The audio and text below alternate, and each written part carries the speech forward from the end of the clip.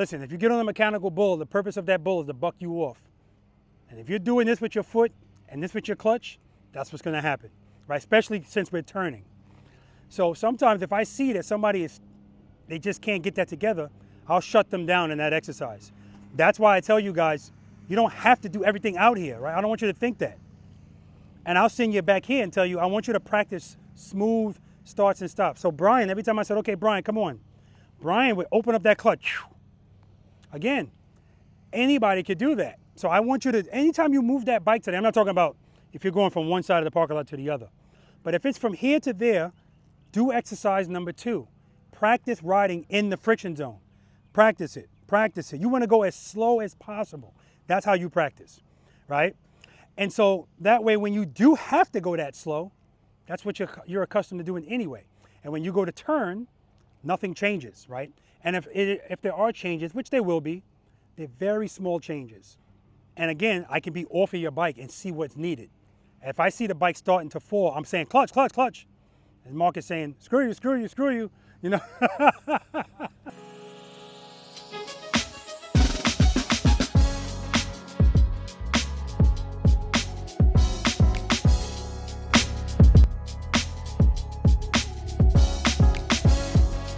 Keep it loaded, keep it loaded, keep it loaded, keep it loaded.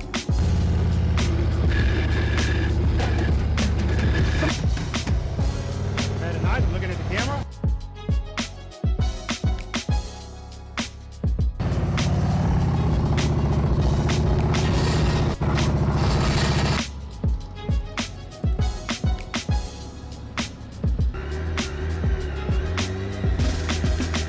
Heading on, good, good, good.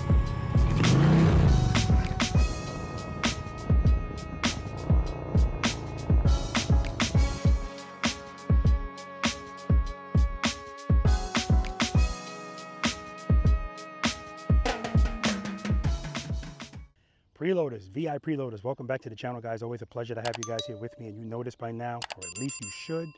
For those of you that are here for the first time, welcome to you as well. My name is Robert. I'm a retired NYPD Highway Patrol motorcycle lieutenant, and the name of this wonderful channel is Be the Boss of Your Motorcycle. Welcome to practice session number 97. All right, I'm out here in Pooler, Georgia. This is my home base. Of course, I do traveling practice sessions as well. And speaking of traveling practice session, guys, practice session number 98 and 99 will be in Southern California, and I still have spots available. There's been a couple of cancellations that opened up some spots. So if that's something you're interested in, go to my website, definitely go to my website, and click on where it says upcoming events. And that's where you can find out more information about those practice sessions, as well as others planned, and register, all right? But again, that's coming up May 4th and May 5th. So don't drag your feet on that, because it's only about 2 or 3 spots, Saturday and one's on a Sunday. And for those of you that don't know what the hell I'm talking about as far as practice sessions, yeah, that's what we do out here. Today I'm out here with my girl, Angel. Angel's my 2019 Road King Special. And the goal is to help you be the boss of your motorcycle. And what that simply means is not to be intimidated when you slow down between 1 and 10 miles per hour, right? And this, yes, it's called advanced slow speed riding. A lot of this stuff is not really advanced, but it seems that way because so many people don't know how to do it. But if you want to learn how to do it, and you want to learn in a positive environment without arrogance and judgment and all that kind of silliness, that's what you're going to get with this channel. You're going to get the whole practice sessions that we do, no matter where we are, so that you can learn. And if you're too far or I'm not close enough to you as far as my traveling practice sessions, you can practice this stuff on your own. But watch the videos, pay attention to the videos, and definitely watch more than one video, because there's always something different being spoken about, even if we're talking about the same exercise, because we're dealing with so many different riders, different skill levels, different everything. There's always going to be differences, and we all learn differently. There's so many different variables. I want you to be patient with yourself and understand that everybody's not going to get this like that, right? It's going to take some time. And the reason it's going to take so much time is because this is the biggest obstacle right here, our brains, right? We're trying to get over instincts and bad habits. 2 things that are definitely not easy to get over. But, of course, it's possible. It just takes time. You have to dedicate some time to this, all right? I know everybody just wants to get on the bike and ride, but let's come out here first and learn how to do things properly. And trust me, you're going to enjoy this way more. So anyway, guys, I have 13 different things planned for us to do out here. But as I always say, guys, you don't have to do everything. Like, this is not a competition out here. All right, this stuff is not set up to competition specs. There's no pass, there's no fail. Again, we're just out here, we leave our egos on the curb, and we're out here to learn and have fun in the process too. Now, I know if somebody's struggling out here, they're probably not gonna have too much fun, but I need them to know. This is why I always ask everyone, how long have you been practicing this? And if the answer is never or not a lot, then you are where you should be. So don't get frustrated with yourself. Now, if you're putting in a lot of work and you're still not getting it, now you've earned the right to be frustrated. I'm still gonna tell you to be patient because, like I said, we all learn differently. Also, keep in mind, guys, that I do private lessons out here as well. I do traveling private lessons. All of that information is on my website. Go to my website, just click on where it says private lessons, and it'll tell you everything you need to know about that. Okay, lastly, I told you that practice session number 98 and 99 will be in California. Practice session number 100 will be right here in Pooler, Georgia. It's going to be May 11th. If you're on my email notification list, you've already received that notification, and I've already had 7 people register for that. Now, it's only going to be 10 spots, so that's definitely going to fill up quickly, guys. But I want you to know that even if you can't participate, definitely feel free to come out here and just celebrate the 100th practice session with me. It's a milestone. I've already spoken to Wood Jr. because he was in that practice session. I told him to bring the pillows. I don't know if he's actually going to do that, but it would definitely be good to have him here because that practice session is the practice session that set this all off. And it's just a lot of things I'm going to talk about in that practice session, things that I've learned and things that I've observed and all kind of stuff. So I'm looking forward to that, guys. And if you can make it out here for that, absolutely, definitely do that. All right, so as always, when the V.I.Preloaders get out here, I'm going to interview each one of them. I'm going to ask them where they live, what their name is, how long they've been riding a motorcycle. More important to me, how long they've been practicing slow speed riding. I'm going to ask them to rate themselves on a scale of 1 to 10 at slow riding. That number's for them and them only. I don't give out numbers. And then at the end of the day, if they're still here, I interview them again, just briefly, asking them if there's any change in their number. There's never any pressure. Like, I want people to know that. There's no pressure for you to change your number. Like, if the number is the same, it's the same. If the number goes down, it goes down. My point is there's no pressure to go up, right? It is what it is. But I will tell you that by the end of the day, you are going to leave here with a little bit more confidence, or sometimes a lot more confident than you got here. Like I said, we all learn differently. And sometimes the progress that you get after leaving here is just a better understanding of what you need to practice on. All right, guys? All right, let's do it. What's your name? Tim Miller. Where you from, Tim? Savannah, Georgia, right here. Beautiful, local. Somebody that's local, taking advantage of this. I love it. How long have you been riding the motorcycle? About 20 years now. Okay. What are you riding today? I am on my brand new 24 Road Glide CVO ST. All right. Listen, congratulations, man. The bike is just phenomenal. Of course, I'm biased. Just so you know, it's CVO Road Glide ST. That's the proper order in which you're supposed to say it. But beautiful bike. Now, what were you riding? I was riding a 2020 Indian Challenger. Now, what made you switch? Everything that I wanted in my old Road Glide, that year that the Challenger came out, it had. Yeah. And after 13,000 miles, I just still wasn't completely comfortable with the motorcycle, the throttle response, the handling. Yeah. And I had this idea of what I wanted, and Harley made it. They made it. Good. And I mean, thank God you love it, because you didn't even test ride this bike, right?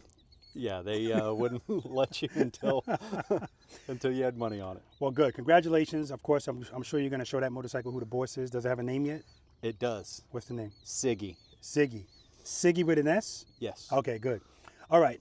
How long have you been practicing slow speed riding, period? About 5 years. Good. Have you done any on this bike?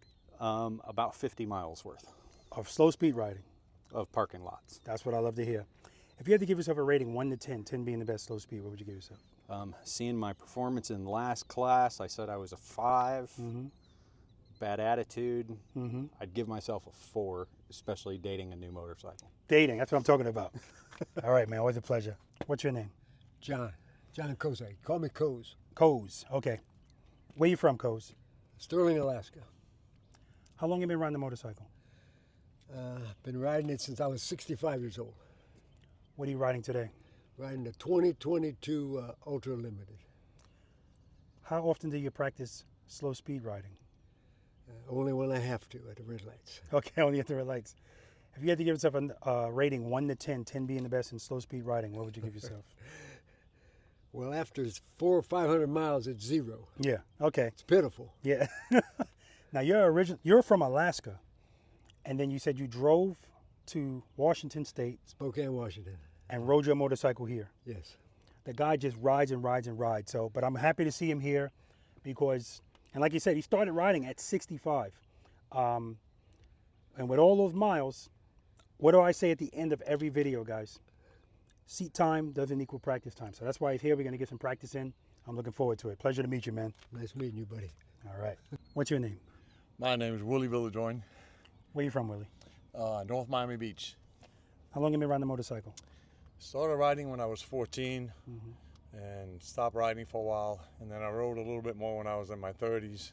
Stopped riding again, and I started riding again about right when you started your channel. Okay. Okay, cool, cool.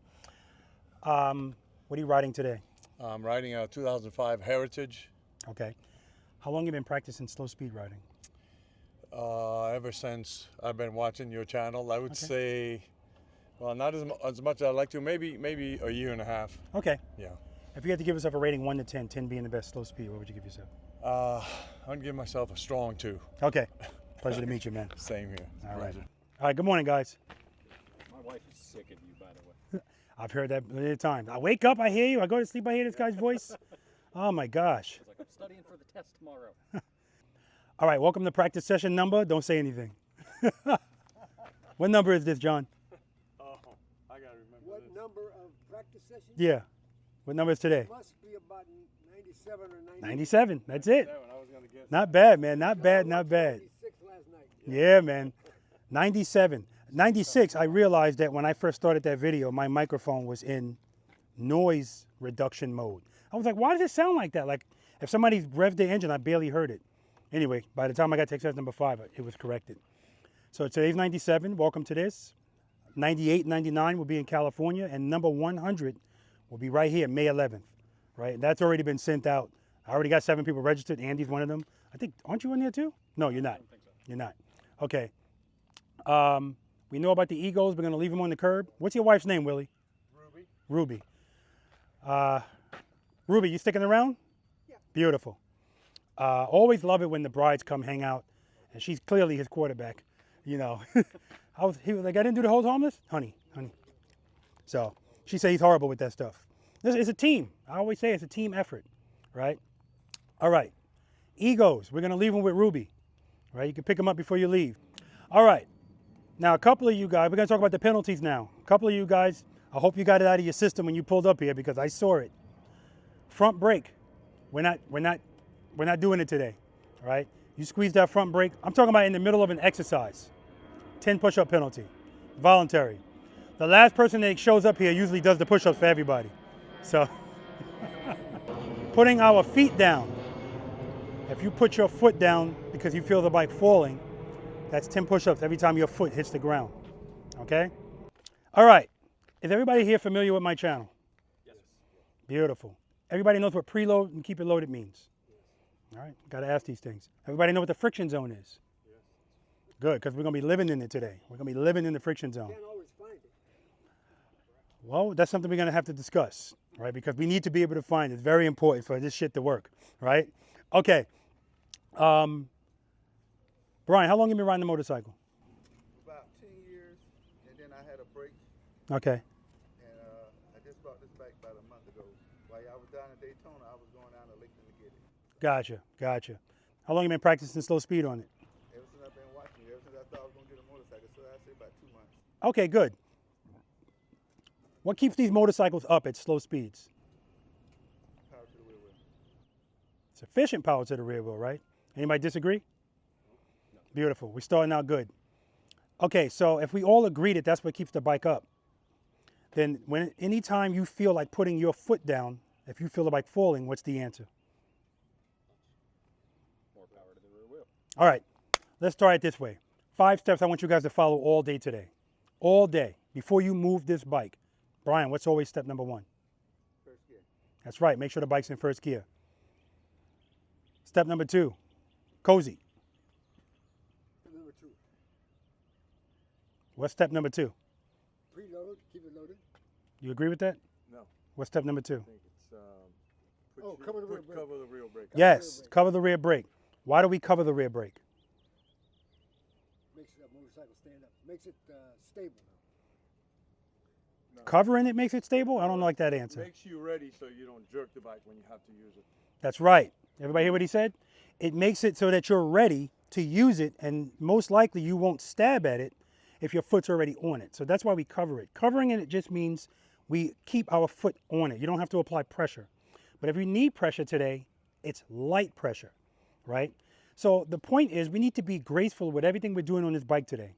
Everything we do, all the inputs that we put into the motorcycle need to be smooth, because when you're riding slowly, everything's exaggerated that you do. So I just realized this. I was on the road yesterday, I was driving, and I love curves. I just love curves because I say this often, motorcycle riders are just lazy and complacent. And they really don't want to do anything. They don't want to be responsible for anything. They just want to sit on the bike and enjoy the ride. That's why they don't like slowing down, because now, oh damn, I got to do something. I got to start messing with the friction zone. And if they don't know how to do it, they definitely don't want to do it, right? So anyway, I'm in the car, I'm in the lane, and I'm going a certain speed. And I realize that the speed that I'm driving my car, when I get into that curve, I need to make sure that I start turning the car based on my speed at the appropriate time. If I wait too late, or if I don't turn it enough, what do I have to wind up doing? And then the car goes like this, because I'm introducing something that's herky-jerky, instead of me doing it nice and smooth so that you barely feel it. So that's the same concept on your motorcycle, but it's obviously it's more exaggerated because you're not going to fall over on a car. All right, so, and we're going slow today. So I want everybody to understand why these 5 steps are what they are. I used to just ask people, give them to me. I want you to know why we're covering that rear brake. Step number 3. Preload, keep it loaded. That's right, preload and keep it loaded, guys. Keep it loaded. Listen to everybody knows why we preload the throttle and keep it loaded? Yes, because we want to bring the RPMs up before we start opening the clutch. That's step number 4, slowly release the clutch. Because once we start opening the clutch, the bike wants power. It's going to draw that power from the preload that you gave it. So if you give it a little bit of preload and it takes power away, it might not be enough preload. You might stall. So we want to get it high enough, and then we want to keep it there. We want to make sure we keep it elevated. We're keeping it there based on what we're getting ready to do, right? So if you're getting ready to make a U-turn, for example, you want the RPMs to stay steady throughout that U-turn. Why? Because I want you in the friction zone throughout the U-turn. I don't want you swooping through the turn. We'll talk about that when we get to it, all right? Smooth stop, friction zone. See, I didn't put my foot down until I felt like I was going to be able to do it smoothly. Friction zone, rear brake, rear brake. And I want to see the handlebars doing this. If they're straight, you're going too fast. Friction zone, rear brake. All right, let's do it. All right, guys, warm-up exercise. Smooth, short starts and stops. Nice, Andy.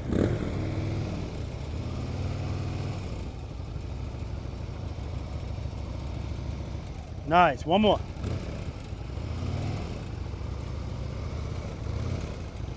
Very nice, very nice. Friction zone, rear brake. Nice, Andy.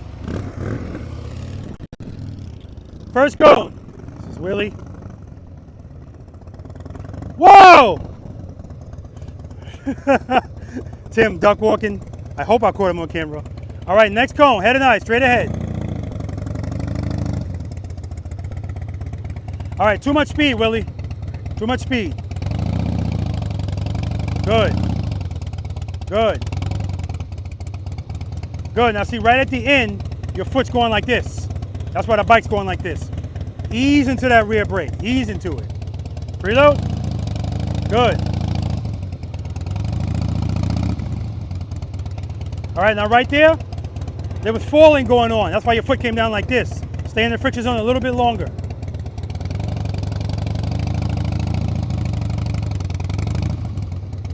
All right, this time what I want you to do is when you open up the clutch into the friction zone, as soon as the bike starts to move, pull it in a little bit.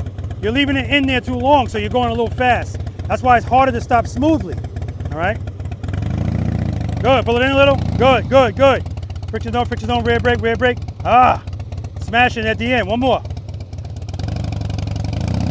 Good, easy, rear brake. Better, much better. All right, here's Tim. And the first thing Tim does on his brand new CVO is duck walk. 20 push-ups. I think he took 2 steps. All right. I sure did. But he's accountable. All right, nice and easy with that rear brake.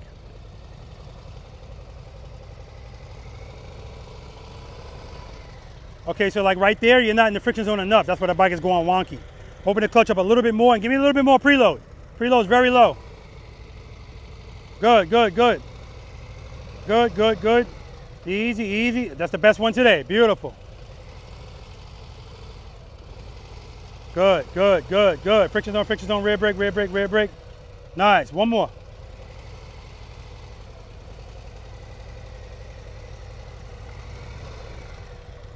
Okay, not bad at all.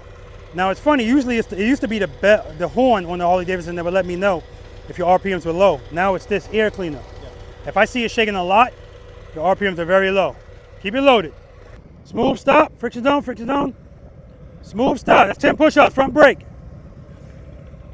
Stop at this cone, don't pass it.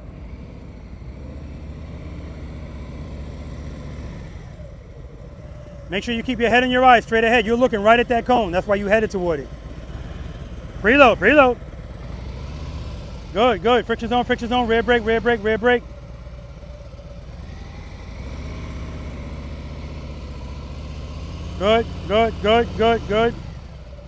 Not bad. Give me another one.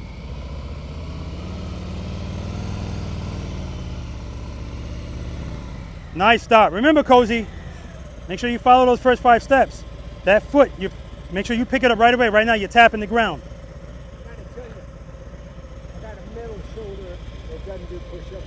I'm kidding, man. You don't have to do the push-ups. Okay. All right. Accountability. Good. Foot up. Good. Friction zone. Rear brake. That's right. Work it out, Cozy. Good job. Get head over there. All right, Mark. First cone. Foot up. Very good. Little less speed. Your handlebars are straight the whole time.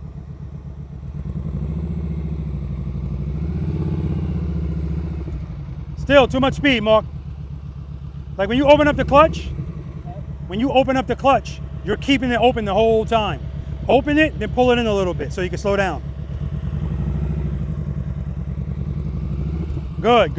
Friction zone, rear brake. Oh, 10 push-ups.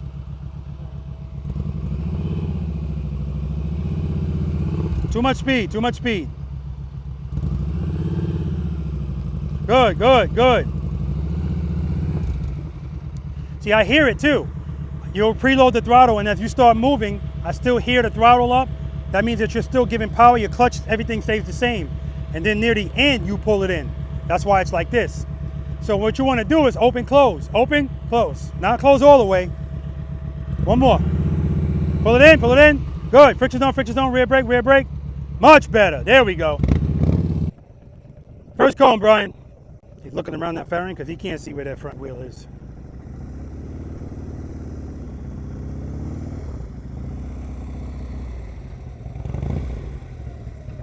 Keep your head and your eyes straight ahead. Now you see right there where you felt falling? You're coming out of the friction zone too early. Stay in there all the way until you stop.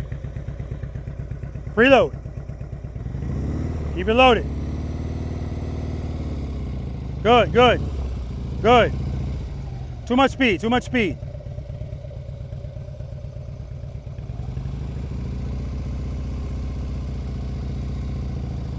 Good.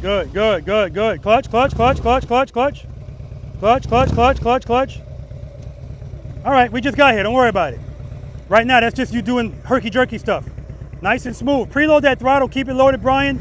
Open the clutch a little bit quicker. Get the bike to stand up and then pull it back in. Open, close. Preload.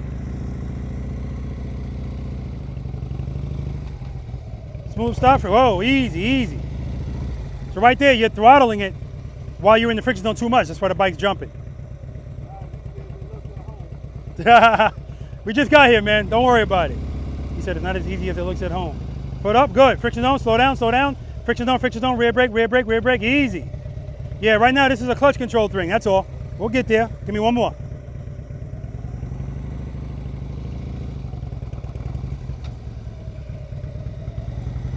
Not bad. We gotta get that. We gotta get those RPMs higher too. Right now the whole bike is shaking because it's low. All right. All right, guys. So we're gonna talk to them about this, but this is the fundamentals, guys. And like Brian said, it's not as easy as it looks at home. But well, it is and it isn't. Everything's easy when you know how to do it. All right, let's talk about it. So the key phrase that I heard after that is Brian. He said, "This is not as easy as it looks on video," right?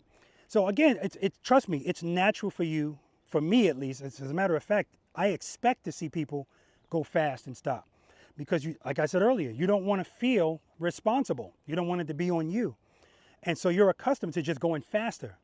You need to know you don't need to do that. That's why step number 5 is as soon as it starts to move, not as soon as it starts to go fast enough. As soon as it starts to move, we pick our foot up because we don't need it anymore. The power is all we need. So I was talking to Brian about open close. And so sometimes that's appropriate. And especially when you have a small amount of space to move and I want you to stop smoothly. Now remember guys, I'm being a stickler because we're in a training environment. When you get out there in the real world, trust me, it's gonna be beneficial to you. Open close is what Brian was doing was opening the clutch. Mark was doing it too. And I'm listening to the preload on Mark, it's up, but he's in the friction zone in that same spot that he started too long. So it's too much speed. And now that he's got to stop at that cone, it's going to be abrupt because he's going too fast. So in that case, if you don't want to feel that falling feeling, because that's what happens. Sometimes people go, okay, step number 4 is slowly release the clutch into the friction zone. Well, if I release it slowly, shit, I'm feeling falling as soon as I'm ready to move. So to alleviate that, open, close.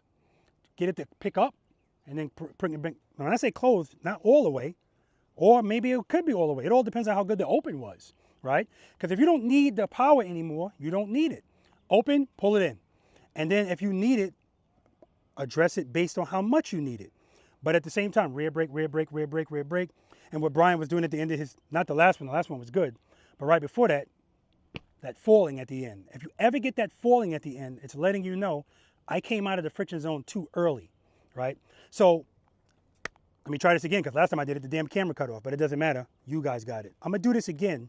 Now, forget about the front suspension. Forget about focusing on the compression or lack thereof. I want you to listen to my RPMs.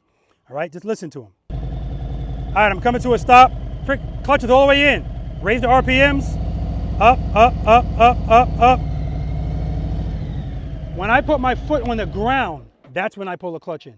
I'm making sure I keep power on that rear wheel the whole, well, not the whole stop, the whole end of that stop. Because I don't even want the bike to get the chance to do that.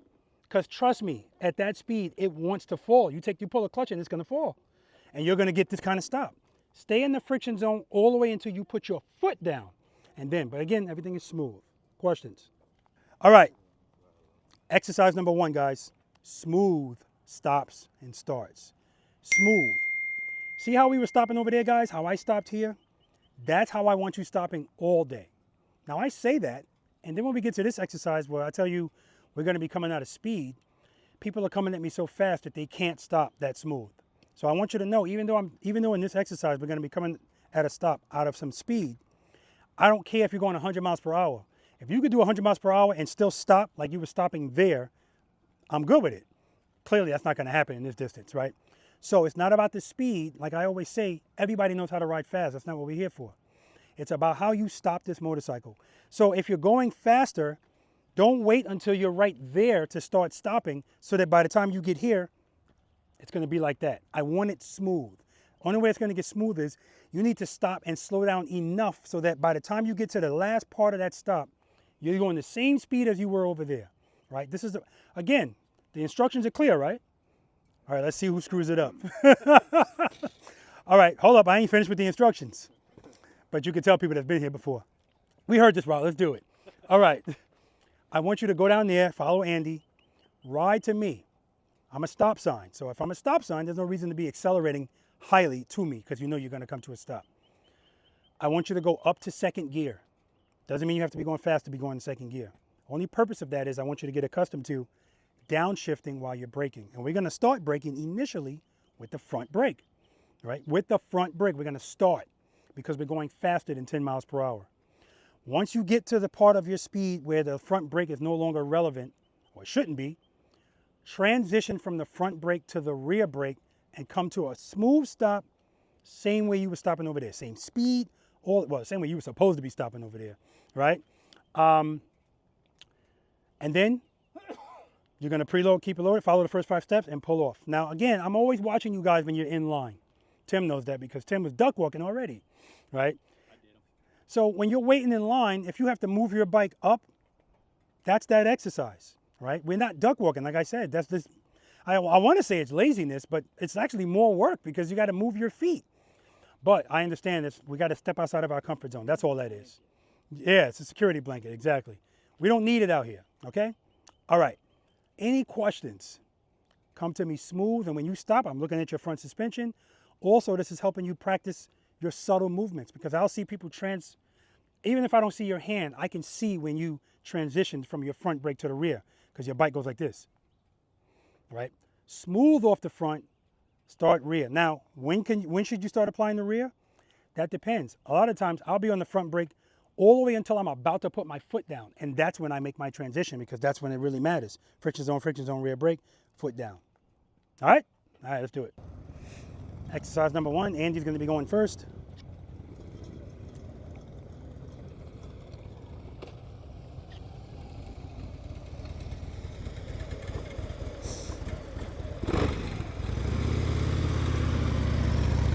He's covering the rear brake the whole time, even when he pulls off, following the steps. A lot of times people will stop here, and then when they go to take off, they do it the old way. They're used to doing it 2 feet on the ground, just coming off. This is more so what I want. Nice, nice, nice. Beautiful, Tim. Beautiful. Beautiful. Oh, I forgot the name of his new CVO, but he's already doing it proud. Second gear, good. Come off. Good, start front braking, brake, brake, brake, brake, brake, downshift.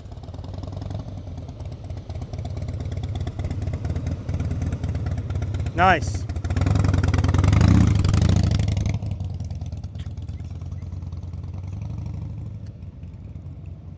This is Mark.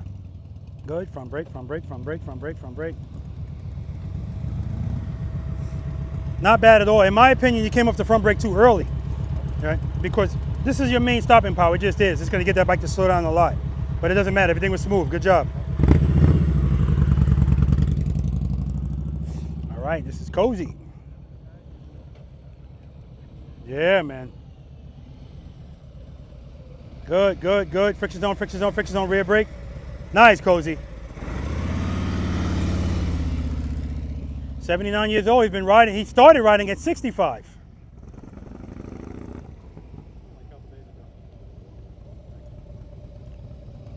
Good, good, good. All right, you see how that stops like this? Nope, no friction zone at the end. I can hear it, nothing changed with your preload. So anytime you're coming to a stop, you wanna raise those RPMs a little bit, friction zone a little bit, rear brake, rear brake. All right, you can park. Preload, preload. Don't wanna hear chugga lug, guys, don't wanna hear chugga lug. And I'm gonna talk to him about that too. We gotta take care of all of that now while we're just going straight and we're not turning and we're not leaning. Come on in, man. Come on in. What you got, Brian? Sound like you got questions. Before I even leave out my neighborhood, I always preload, but now I get here, I just totally forgot all about it. Okay. So Brian said before he pulls out of his neighborhood, he's always preloading, and then he gets here and it's gone away. So here's what I'll say to that. I've had people tell me recently, Robert, when people get in front of you, they just start screwing up. They get nervous, whatever it is. So I told you we're going to be in our feelings. These are different kind of feelings. But the point is we can't just turn them off. They're feelings, right? So I'm going to say try not to be nervous. You definitely not because of me. If this was the type of environment where somebody's going to be yelling at you or laughing at you or something like that, no. Like there are people that put videos on YouTube of people dropping their bikes exclusively. They're going to make sure they'll even put it on the thumbnail because they know it'll get clicks. It's not what we're doing here, right? although dropping your motorcycle here is par for the course, and if you drop your bike, it'll be on the video, but it's on the video because I'm always gonna ask you, why did your bike fall? The answer is always the same. Not sufficient power to the rear wheel. It's always the same. But I need you to know that. I need you to understand it. And people watching, I need them to understand that, right? You're gonna understand it more because you felt it, you went through it.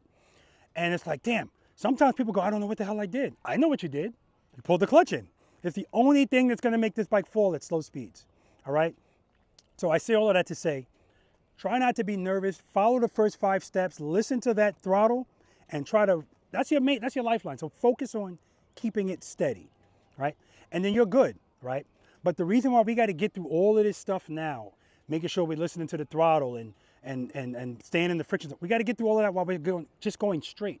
Because once we start turning, if those things are deficient, that's when we're going to run into problems. Cozy, what do you got? You know why they get nervous? It's like you going to the doctor and your blood pressure goes up. I get it. It's the same thing. Well, it is and it's not. Sometimes people know their lifestyle screwed up, so they know when they go into the doctor, they're going to find something.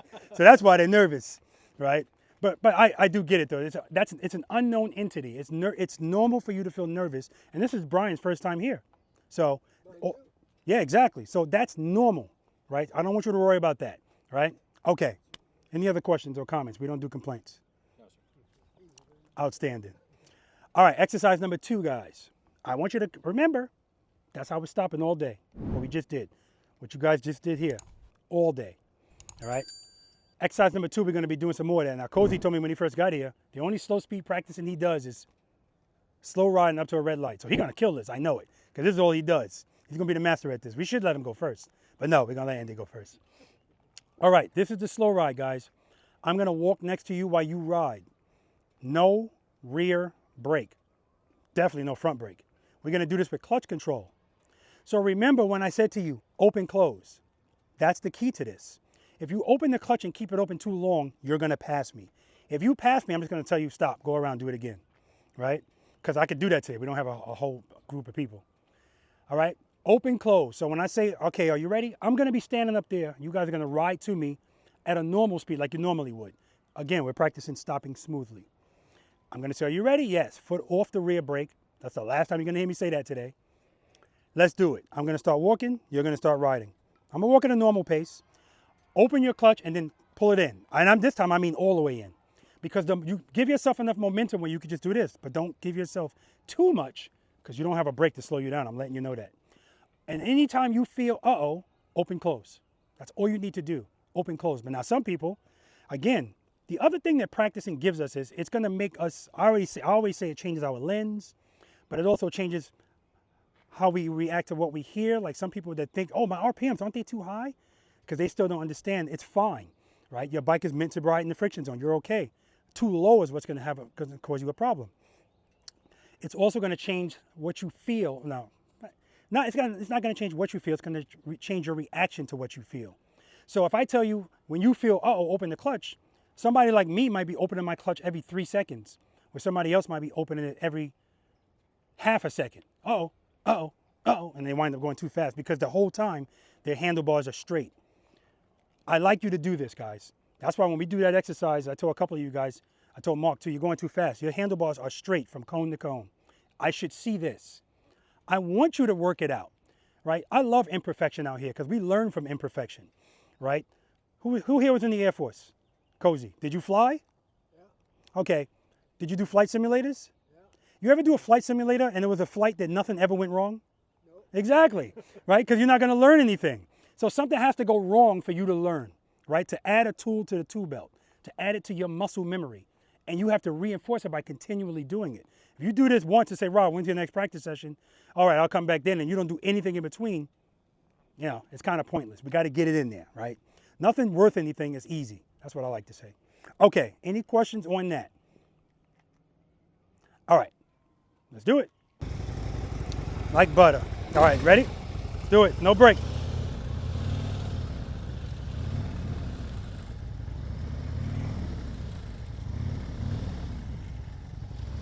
Very nice. Look at this. I can stop, have a sandwich, and Andy will still be going. All right, smooth stop, rear brake, rear brake. Now you guys, I don't know if you saw that, but because his foot's not on the brake, when I said rear brake smooth stop, that's how his fork went. When he stopped up there, it barely moved. That's why we cover it. Good job, man.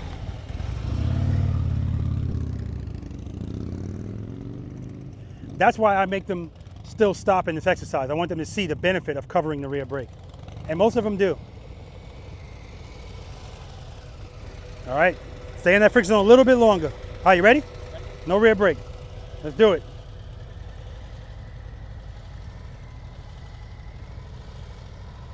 Nice, Tim.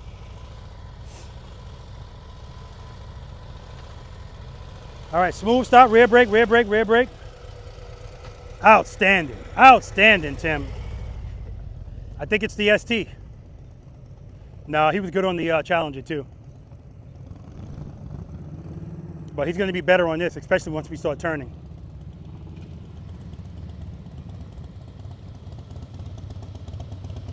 Friction zone, friction zone, friction zone, friction zone, friction zone, rear brake. So I can see as you're coming to a stop, you're like this. So in my mind, I don't have to be on the bike. I can see he needs more friction zone because you can't stop with the bike doing that, not smoothly. All right, you ready? Foot off the brake. All right, head nice, straight ahead. All right, let's do it. Good, good, good, open, open, good. All right, use the rear brake, come to a smooth stop. Friction zone, friction zone, friction zone. I'll take it, man, good job.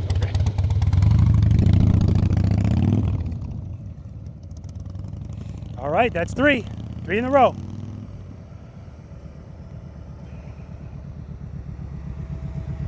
Nice stop. Ready? No brake.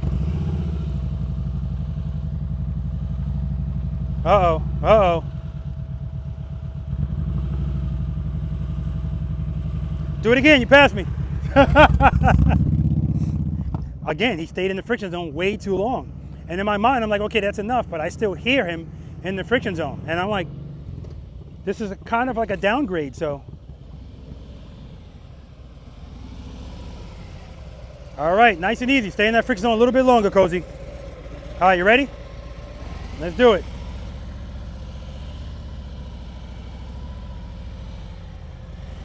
Too much clutch. All right, you already passed me. Go around, do it again, Cozy.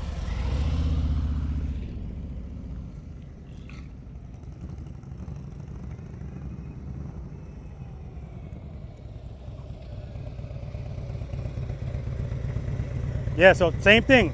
That's good. That's the same thing. Coming to that end of that stop, I should hear your RPMs up, and you should be in the friction zone while you're braking, so they can smooth that stop out. All right, you ready? Head and eye straight ahead. Off that rear brake.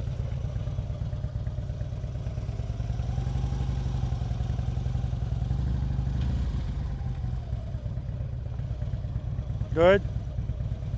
Good. All right, come to a smooth stop. Rear brake, friction zone, friction zone, friction zone. It's a damn good stop, Brian. Damn good stop. All right.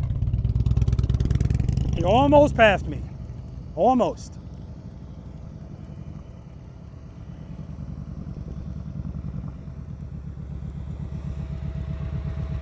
All right, make sure you're using that friction zone at the end so you don't feel that, you know what I mean? All right, no rear brake. Let's do it. Good. There we go, much better. Uh-oh, uh-oh. Uh-oh. All right, rear brake, smooth stop, rear brake, rear brake. Yeah, you were getting ready to pass me again. Staying in the friction zone too long. Longer than necessary.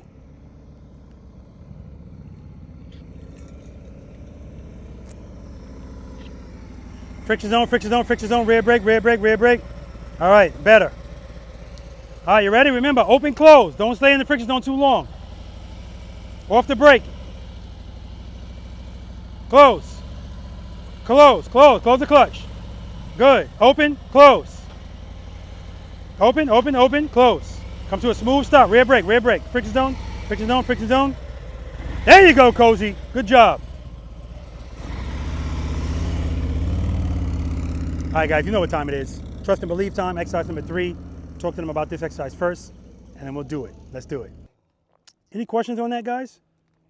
You're going to see, guys, this is, everything out here, all these exercises build on one another. the foundation are short starts and stops and what we just did.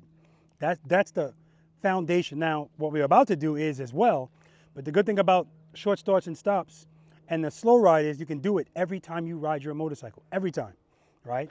And when we went on our group ride, we were all doing it. You're never gonna go on a better group ride than you are with Preloader Nation, because it's just, I was calling audibles left and right, didn't matter. If I made a U-turn, everybody made that U-turn.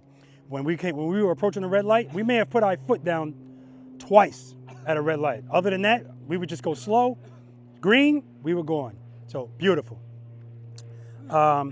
So Mark, actually it was Mark and Cozy.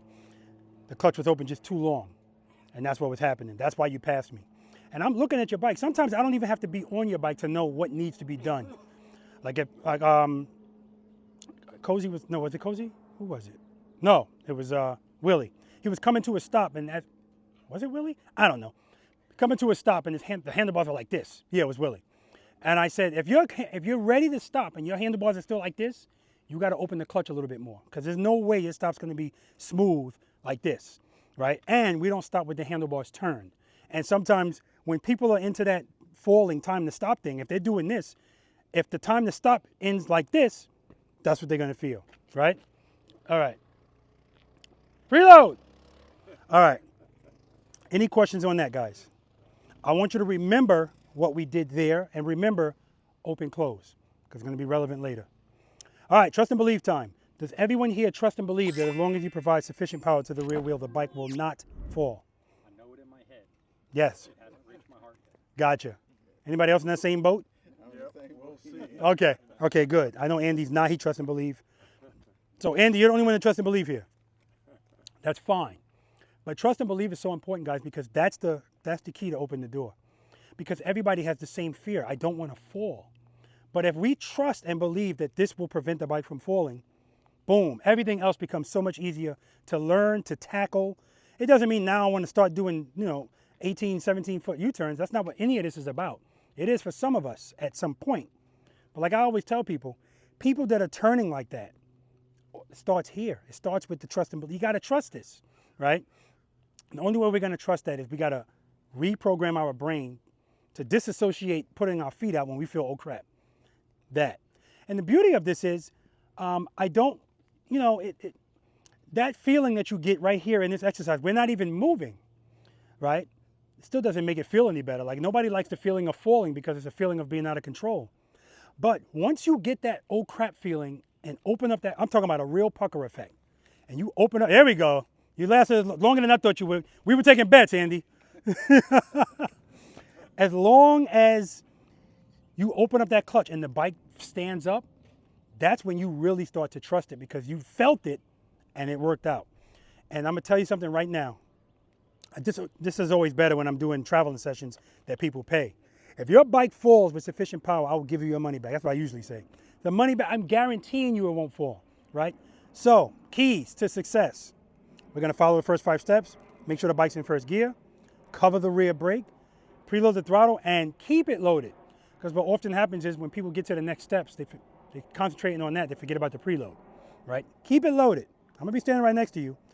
Also, guys, if you hear me saying, keep it loaded, I'm not telling you to go faster.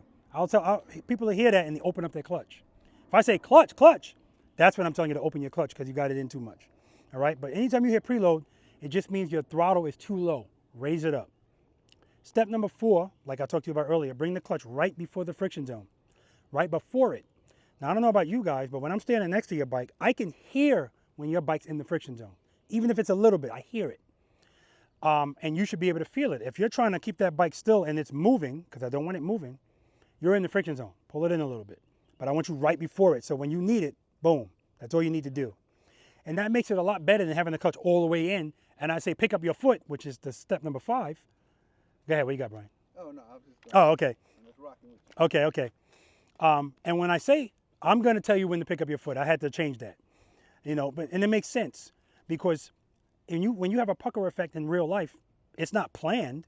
So this shouldn't be planned. And when I say pick it up, don't pick it up. Foot up, that's what I'm going to say. I'll say foot up and people are like, okay, now I'm ready. No. Foot up is me telling you foot the, pick it up, right?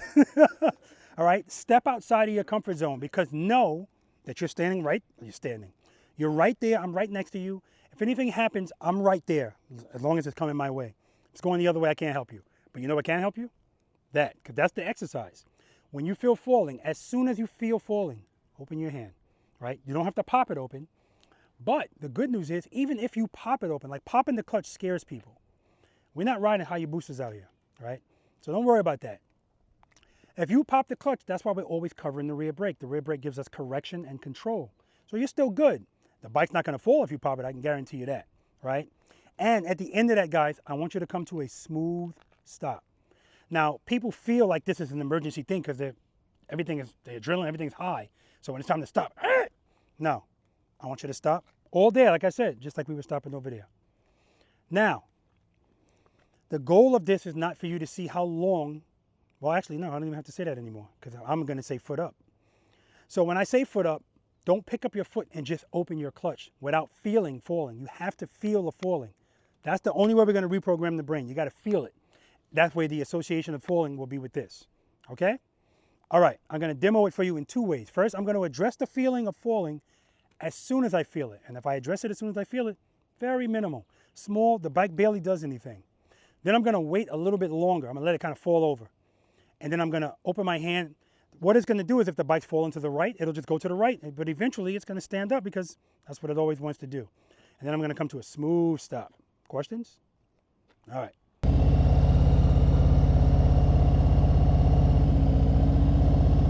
Friction zone, rear brake. All right, I got sand and stuff here, so first gear. Covering the rear brake, my head and my eyes are straight ahead. Preload. That's good, I don't need a lot. I'm gonna open my clutch till I feel the bike starting to move and pull it right back in. Take my foot off the brake, make sure the bike's not moving, put it back on. Foot up. Smooth stop. I addressed it as soon as I felt it. All right. Dragging the brake, friction zone, rear brake. Smooth. First gear. Reload. Clutch. Good. Foot up.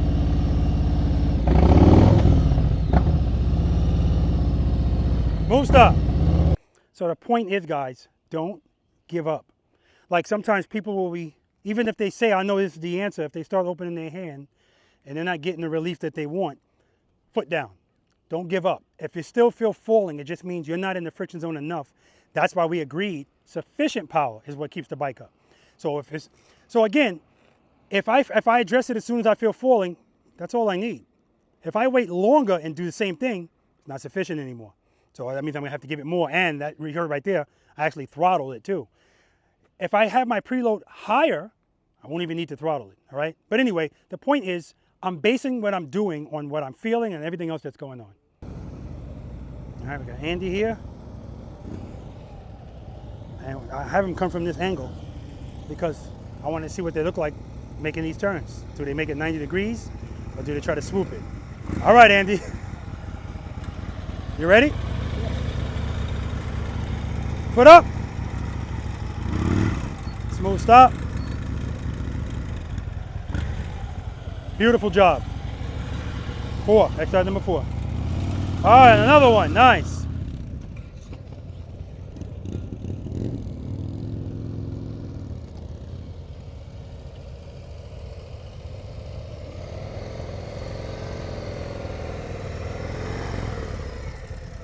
All right, beautiful stop. Now the whole time you're pulling up here, that's where your eyes are. The whole time. Keep it even with the horizon. All right, you ready? First gear. Covering the rear brake, yes. That's all the preload you're gonna give me? Okay. Head up. Foot up.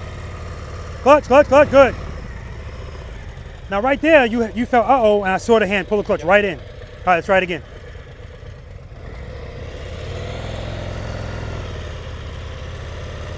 Foot up. Smooth stop. All right, let's do it again. You're moving a little bit. Actually, let's back you up so you're straight.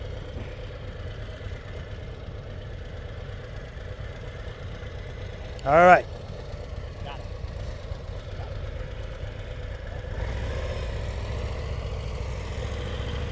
Head and eye straight ahead. Foot up. Clutch, clutch, clutch, clutch. I see that clutch hand, man. It's just like. Let's back up one more time. It's still good. I just got to get the, I got to stop pulling it all Yeah. the way in. Don't pull it in. Trust, trust, trust. Trust and believe, baby.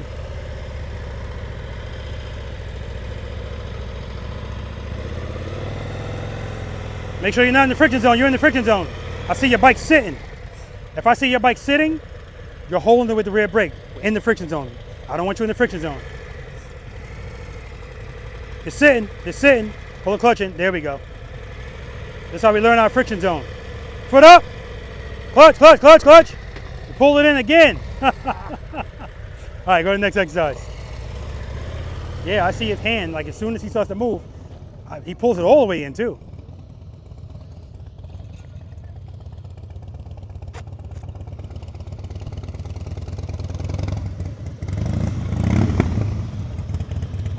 Not bad, not bad. The whole time you're making that turn, you're looking at the ground.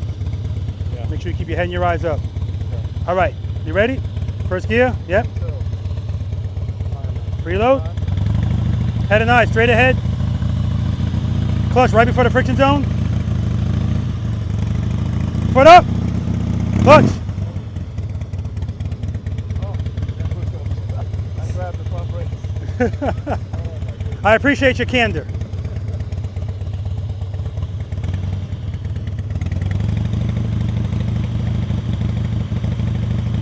Foot up. Clutch, clutch, clutch. Smooth stop, friction zone. Keep those head and eyes straight ahead. All right, good job. You can head over there.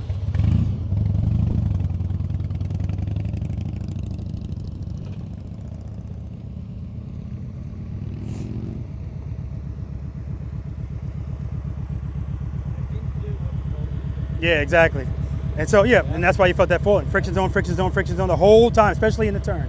All right, head and eye straight ahead. Is that right before the friction zone? That's right before the friction zone. Wow, it's out there. Foot up. Clutch, clutch, clutch. Now that time you put your foot up and you hit the shifter. I hit the shifter. Yep. So, yeah.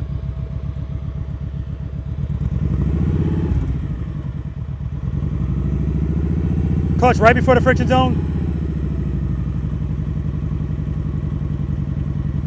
Foot up. Clutch, clutch, clutch, clutch. Smooth stop. Friction zone, friction zone. Nice, Mark. We need that friction zone at the end on that stop. That was nice.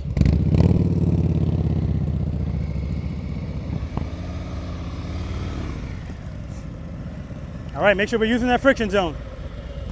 All right, first gear. Covering the rear brake. Preload that throttle. And keep it loaded.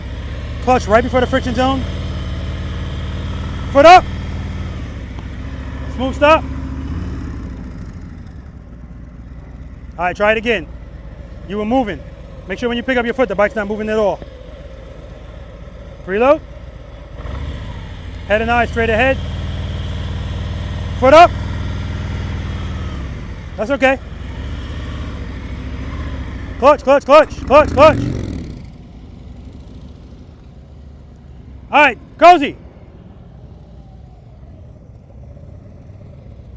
Friction zone, friction zone. Yeah, so when you're pulling up, pull the clutch in. As soon as you pull the clutch in, this thing is not shaking as much. I always can tell if your idle's too low because everything is shaking a lot. All right, so when you're pulling up, especially in the turn, you got to be in the friction zone. That's why your stop is still like this. Okay? All right.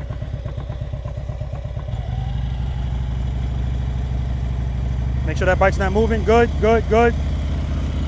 Foot up. Clutch, clutch, clutch, clutch. Smooth stop.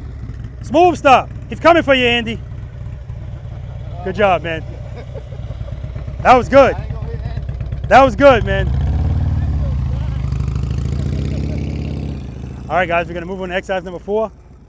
Right turns, left turns from a stop. I thought Brian was coming for Andy, but Andy was ready. Andy was ready. But the good thing is, Brian stayed in control, and that was good. You see how much his bike leaned over?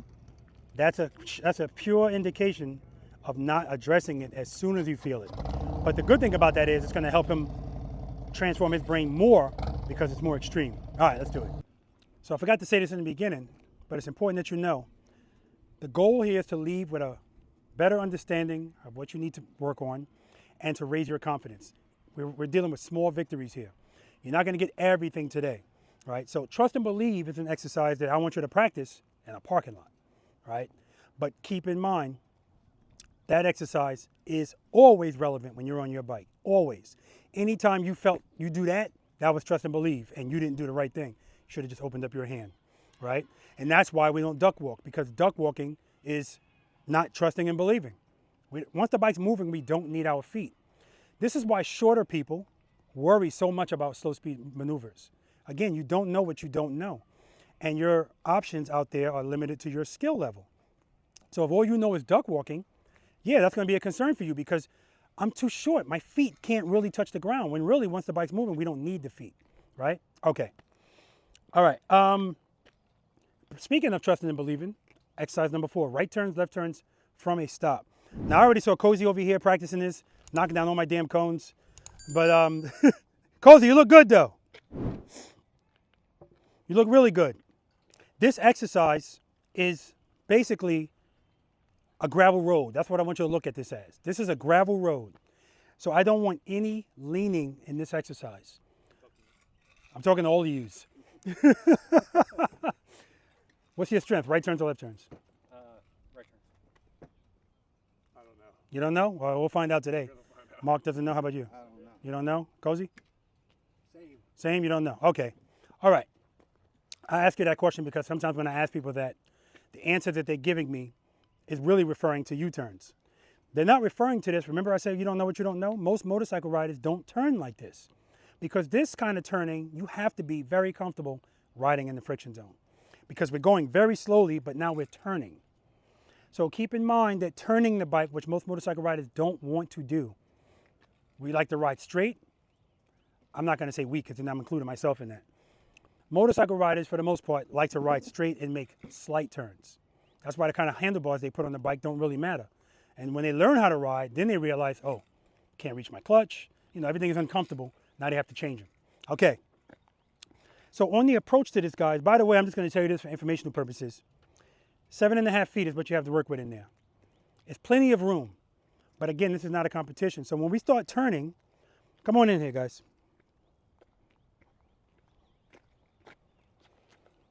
All right. When I do this exercise and I practice, I stop right here, right on the plus. And just so you guys know, when we do follow the leader later, that's where I'm stopping. That's where you got to stop. Otherwise, you're out, right? But we're not there yet. So you can stop anywhere in this box when we're doing it from a stop. First time we do it, we're just going to roll through. And as you roll through, if you want to come all the way over here to make a left turn, that's fine. Don't worry about it. But I want you to make a mental note that you need, that's just letting you know I need to practice this more because you literally, I can make the turn from here and make a left turn. I would have to come out further to make sure I clear that, and then I would have to lock the handlebars. But what I'm asking you guys to do, I don't require you to do anything extreme. If you have to lock your bars, it just means you waited too late to turn, right? And that happens often. People won't start turning until they're about right here. Now that's a full lock. Start turning the bars a little bit early, and remember, it's 3 C's in Preloader Nation. Give me one of them. Got to get the newcomer. 3 C's in Preloader Nation. Confidence. Yes, that's the first one, man. But I'm glad you said that. You already know where I'm going. That was the next question. Confidence, control, consistency, right? So consistency is key in here. As you're approaching this, the same speed we were going in exercise number 2 as I'm walking, that's the speed I want you to be doing here. And stay consistent at that speed. What happens when people get right here, when it's time to turn, all hell breaks loose. People pull clutches in and then they go down right here, or they pop the clutch and they go out right here. You don't have to change much. So if the speed is good as you're coming toward me, that means that wherever you are in the friction zone is working. So I don't have to mess with that too much. Rear brake. If we're going to use the rear brake, we're not going to stab at it. We talked about that earlier today. So apply gentle pressure, and when you find a good spot, hold it there, AKA drag it. Just drag it through the turn, right? Hold it, drag it, drag it, drag it, drag it. The goal is to be in the middle. That's the goal. But again, if you're over here, it's not a big deal. But if you are over here, we're going to talk about why you're over there. Usually, it's when you turn your handlebars, you don't keep them turned. And people are doing this, all right? or the initial turn is just not enough because, again, people don't want to turn the bars. Turn it and hold the turn. Hold it, hold it. Once you get here, straighten out and go straight out. That's when you can open up the clutch, come off the brake. All right? Questions? I'm going to demo it. First time, like I said, we're just going to go right through. No leaning. If you're leaning, it's letting me know, and it should let you know you're going too fast. All right? Because you can't lean the bike if you're going slowly. You can't. It's going to fall.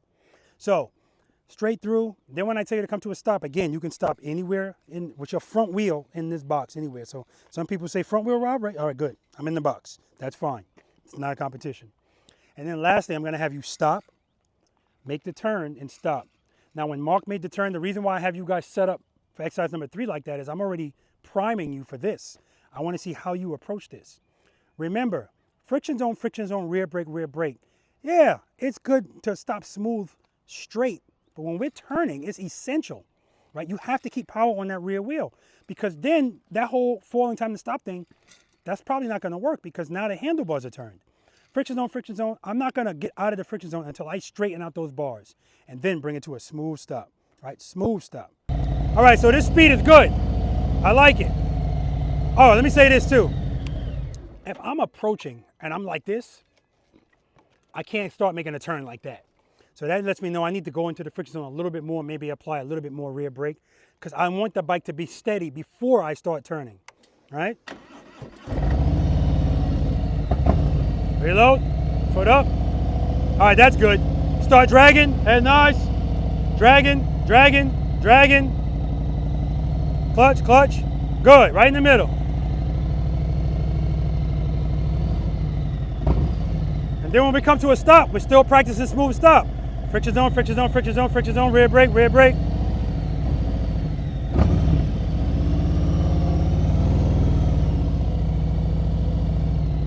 Rear brake, rear brake, friction zone. I'm keeping the friction zone where it is. I'm just using the rear brake.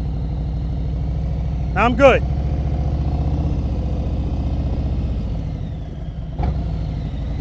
Now I'm gonna come to a stop. Head and eyes are up, friction zone, rear brake, rear brake, rear brake. Now if you watch my foot, you're not gonna see this. I'm just slight pressure, dragging it. Foot up, rear brake, clutch, rear brake. Hold the turn, straighten out, rear brake, rear brake, rear brake. Friction zone. Now I pull the clutch in. Now I pull the clutch in.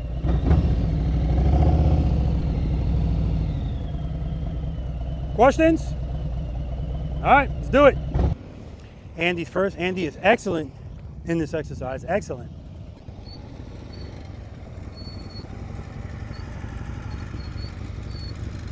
He has his head in his eyes.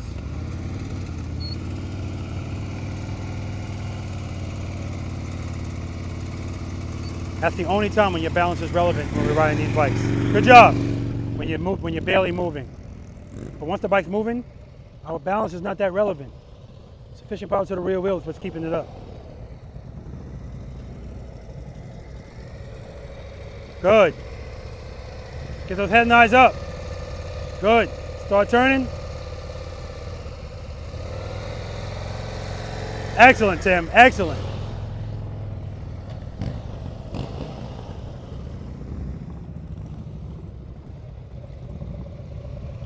Slow down, slow down, slow down. Head and eyes, look at the camera. Keep it loaded, keep it loaded, keep it loaded, keep it loaded. Easy with that clutch. Good job, man, good job. So guys, in this exercise, what I'm really looking for is for people not to put their feet down. And he didn't do that, but I see his clutch going in and out all the way. Slow down, slow down, slow down, slow down. Good. Head and eyes, look at the camera, keep looking at it. Lean, lean, clutch, clutch, clutch, clutch. Keep it loaded, Mark.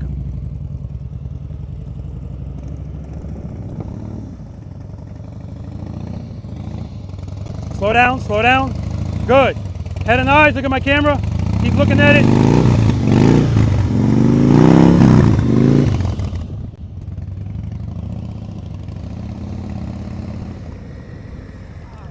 Just open up that clutch, baby. Open up that clutch.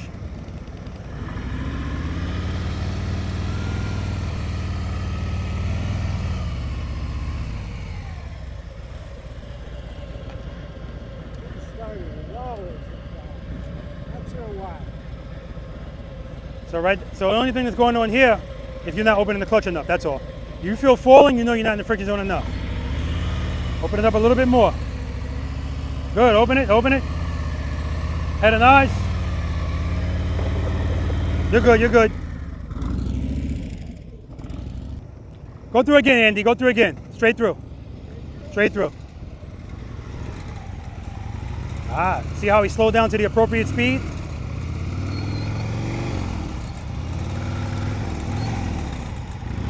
Nice, Andy. And of course, we all train differently. So Andy's gonna go a lot slower than the rest of the guys here. 'Cause that's how he trains.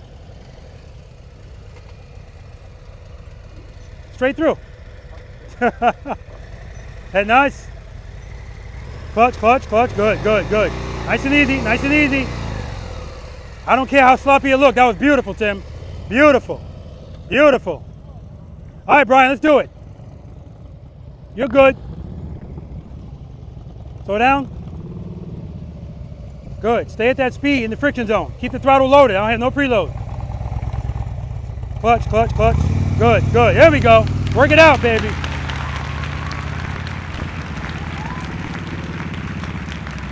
Slow down. Good. Start turning. Head nice. No, we're not stopping. That's his fault. Clutch, clutch, clutch, clutch, clutch. There we go. Trust and believe, baby. Straight through. Don't stop. Slow down. Slow down. Stay in the friction zone. Exercise number 2. Exercise number 2. Start turning. Keep the clutch where it is. Rear brake. Rear brake. Good, good. Keep it turned. Don't look down. Nice. Nice job.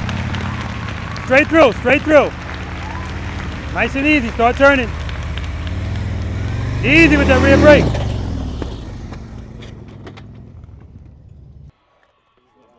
They're cheering for you, Cozy. That's what they're cheering for. They're cheering for you. Why did it drop? Again. I didn't let the clutch out. That's right. That's right. And as you're coming up to this turn, Cozy, remember I told you guys if you're like this on the approach, that ain't going to be a good turn. But you were still good because when you got here, you opened up the clutch and it kind of straightened out. But when you got right here, you didn't like something. And so just like Brian, what Brian was doing the last time he came through here is, I mean, I'm watching his clutch hand do this. Shouldn't see that. Remember, everything is slight. But trust me, I get that when you're feeling uh-oh, it's hard to be smooth and subtle. But that's what practice is going to give us. We're going to start realizing, damn, this is all I need to do with my clutch. I don't need to be doing this because then the bike's going to be doing this, right? All right, and remember, guys, if the bike falls, if it does happen to fall, once it hits the ground, let it go. So the reason why Cozy's bike went down and then went all the way over is because he's still holding on to the bars. So now you defeat the purpose of the guards, okay? All right. When we start our turn right there at that white line. Depends. You could, if you're in the middle, or yeah, you're kind of like in the middle. Yeah, you could, but we gotta watch our speed too. Last time you went, that was good, right? Yeah, and I had to struggle through it. yeah, exactly. But I told you, I love the struggle, man. I love the struggle because First time I wasn't looking at where I was going. yeah, and in the middle of that struggle, your eyes were on those cones. Yeah. So that's why you were all the way over there. Yeah. Listen, turn your head and your eyes and look at that camera and say cheese. You're gonna be fine. All right, let's do it again. All right, so authority of Andy. Cozy took all the baggage off of his bike. Smooth stop. It's like Andy knows I'm gonna take him, tell him to move up. All right, straight through. He said, I might as well start there. Go ahead, you're good. Because with Andy, I always make him go past the white line. That's how he trains.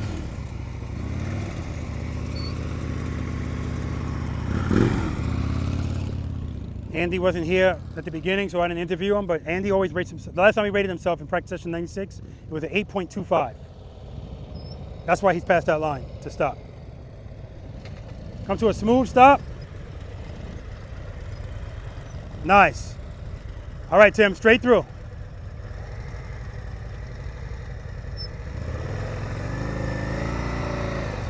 Excellent, man, excellent recovery, because the bike was getting ready to lean.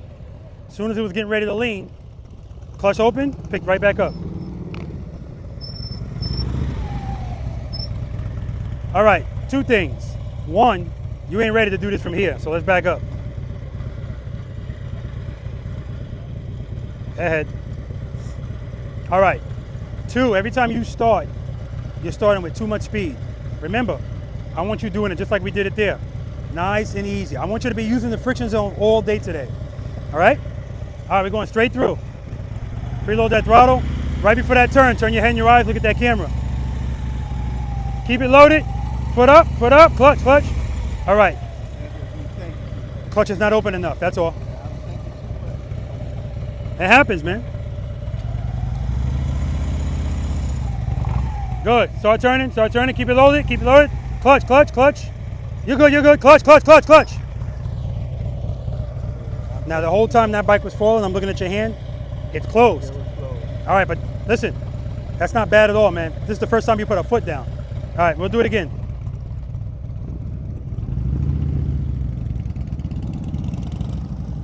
Wherever you want to stop.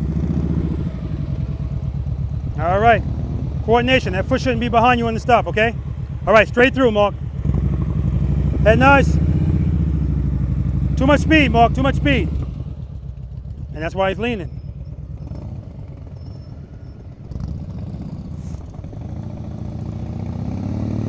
Come to a smooth stop. Friction zone, rear brake.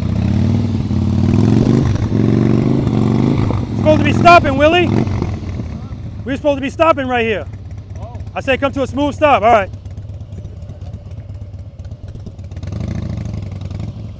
Feet up, feet up, feet up.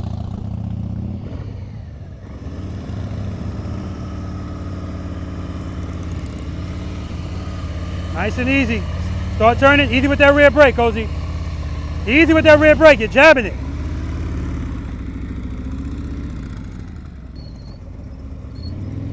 You guys can see when Cozy's going through there, he looks okay, and all of a sudden you see the bike doing this. That's him jabbing at his rear brake. Smooth stop, Andy.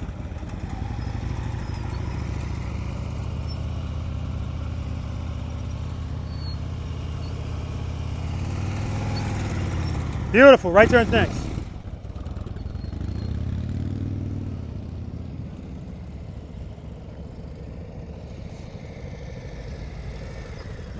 Smooth stop. Beautiful. Come to another smooth stop over here. Head and eyes are good. He's looking at the camera. Foot up.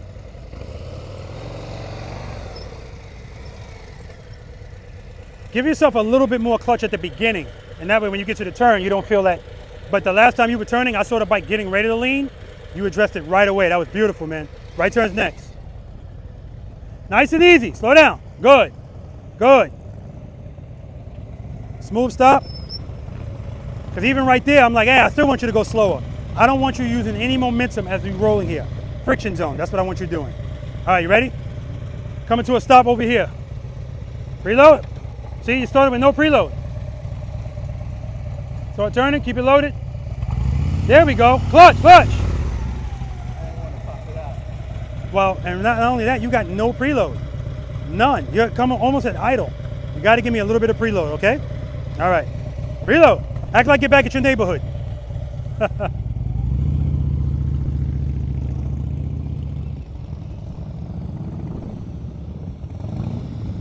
Friction zone, in the box. All right. Coming to a smooth stop over here. As soon as you get into that turn, you start changing a lot of stuff. Yeah. Stay in the friction zone, drag the rear brake. Look at my camera and keep looking at it. Go ahead, nice. Good, good. Smooth stop. Whoa, smooth stop, Willie. All right, you're good. You guys see right there while we don't stop with the handlebars turn? And he jabbed at that stop. Front suspension compresses. Bike wants to fall. He was able to catch it. Smooth stop. All right, come to another smooth stop over here. Watch the speed, Mark. Good, start turning. Clutch, clutch, clutch, clutch. All right, still too much speed, and yeah, you're stopping with the handlebars turn. All right, right turn's next.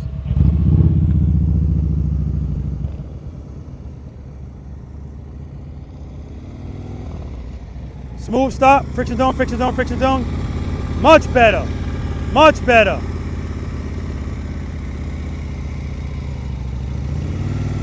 Head and eyes, clutch, clutch, clutch, throttle, throttle. Herky jerky, the brake, the bike is bucking. Good, slow down. Nice and easy on that rear brake. Start turning.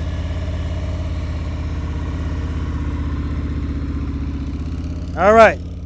Again, guys, I don't care if you hit the cones. I don't care. Just don't put a foot down.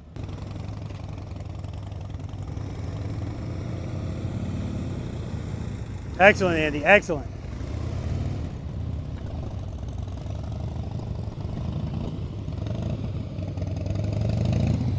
Head nice. You like right turns better than lefts. Definitely. Definitely. Like he did that effortlessly where left turn, the bike is all over the place. So I told him we were going to figure out. He said, I don't know. At least for this exercise. Good head and knife, Tim.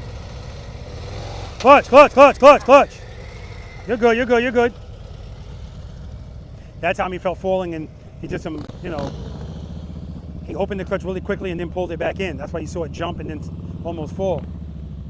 But really all you do is open it a little bit. Slow down, slow down. Good, stay at that speed. Start turning. Clutch, clutch, clutch, clutch, clutch, clutch, clutch. Not enough clutch, not enough clutch, Mark. See, I can see it, I'm right next to him. I see, all right, the bike's starting to fall, open the clutch, and he's not addressing it. So if you don't address it, it's just gonna keep falling. Slow down. Good, stay slow, just like that. Preload the bike. Let me hear it. Good. Keep it there. Start turning. Keep it loaded. Keep it loaded. Keep it in the clutch. Clutch. Got to open up that clutch, Brian.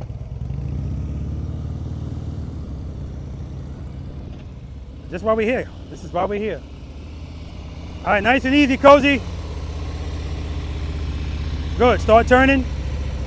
Good, good, good. Keep it loaded. Keep it loaded. Keep it loaded. Clutch, clutch. I got it, man. I got it. I got it. I got it. 1, 2, 3. Ah, it's taking my shirt. So as you're coming through here, Cozy, especially that time, I think you like rights better too because it was the smoothest. But then when you got here, you just pulled the clutch in. Timber, it's always going to fall over going that slow with no power. That's all that was. And we got to smooth out these inputs with that rear brake. When you were going left, I mean, the bike is like this. So yeah, you know, it's like a mechanical bull. At some point, it's going to buck you off.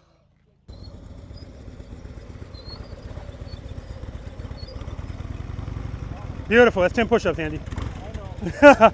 All right, straight through. Nice. See, right there, his bike, I saw it getting ready to fall. He addressed it as soon as it, so you probably barely saw it, but I saw it. Duck walking. Oh, man. Slow down, slow down, slow down. Good. Good. Stay at that speed. Come to a smooth stop right here. Smooth stop. Smooth stop, Willie. That wasn't smooth. No. All right, right turn, straight through. Head and eyes. Clutch, clutch, clutch, clutch. Trust and believe. You just started turning late, that's all. Yeah.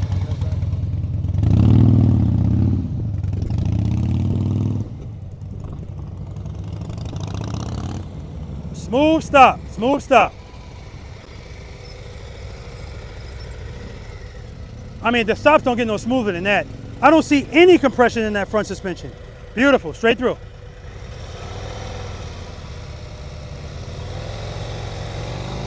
Clutch, there we go.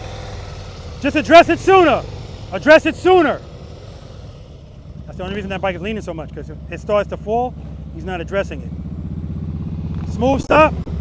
Friction zone, friction zone, friction zone. All right, straight through, Mark. Good, clutch, clutch, clutch, clutch, clutch, clutch. All right, so in that case, Mark is, when I'm saying clutch, clutch, clutch to him, I want him to open up his clutch a little bit. He opened it to the point where he was going fast. Slow down. Smooth stop, friction zone, rear brake. Friction zone to the rear brake. All right, preload. Keep it there. Keep it loaded. Clutch. Good. Slow down. Clutch, clutch, clutch. Yeah, you're good.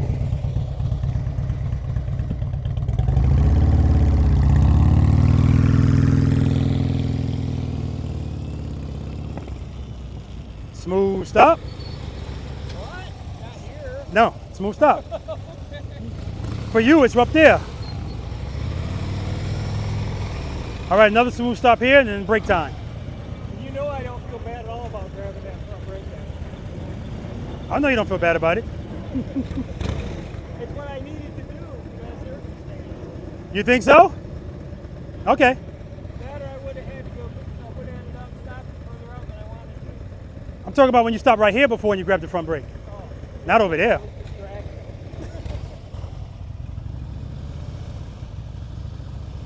Head nice, Andy.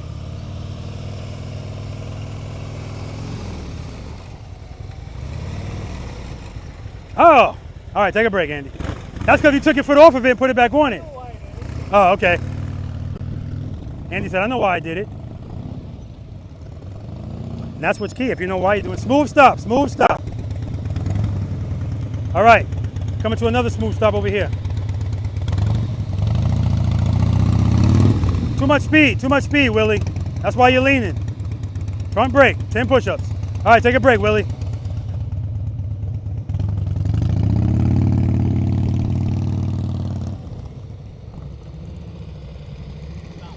Yep, smooth stop. All right, come to another smooth stop over here.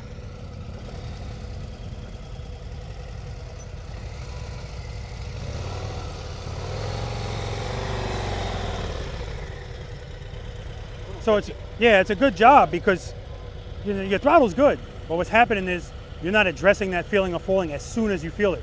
Not on the last two, you're not. So you're getting the bike to lean over this much before you do something. Now, if you address it as soon as you feel it, like you did on the first one, beautiful. Even if I see it do like that, bam, it's going to be corrected. All right, take a break. Good job, man. Got to address it as soon as you feel it. Especially in this exercise, we don't want to lean. It's a gravel road. Beautiful stop. Do another one right here. Stop. Start over. So what's happening is when you're just making that turn, I see the bike starting to fall. I'm going, clutch, clutch, clutch. And you're like, yeah, I'll get to it, Rob. And it's still falling. Address it as soon as you feel it so it stays straight up. Don't lean it. Good. Clutch, clutch, clutch, clutch, clutch, clutch. Stop, stop. Supposed to be coming to a smooth stop. Do it again. Slow. Friction zone, friction zone. Good. Come to a smooth stop. Friction zone, friction zone, friction zone. All right.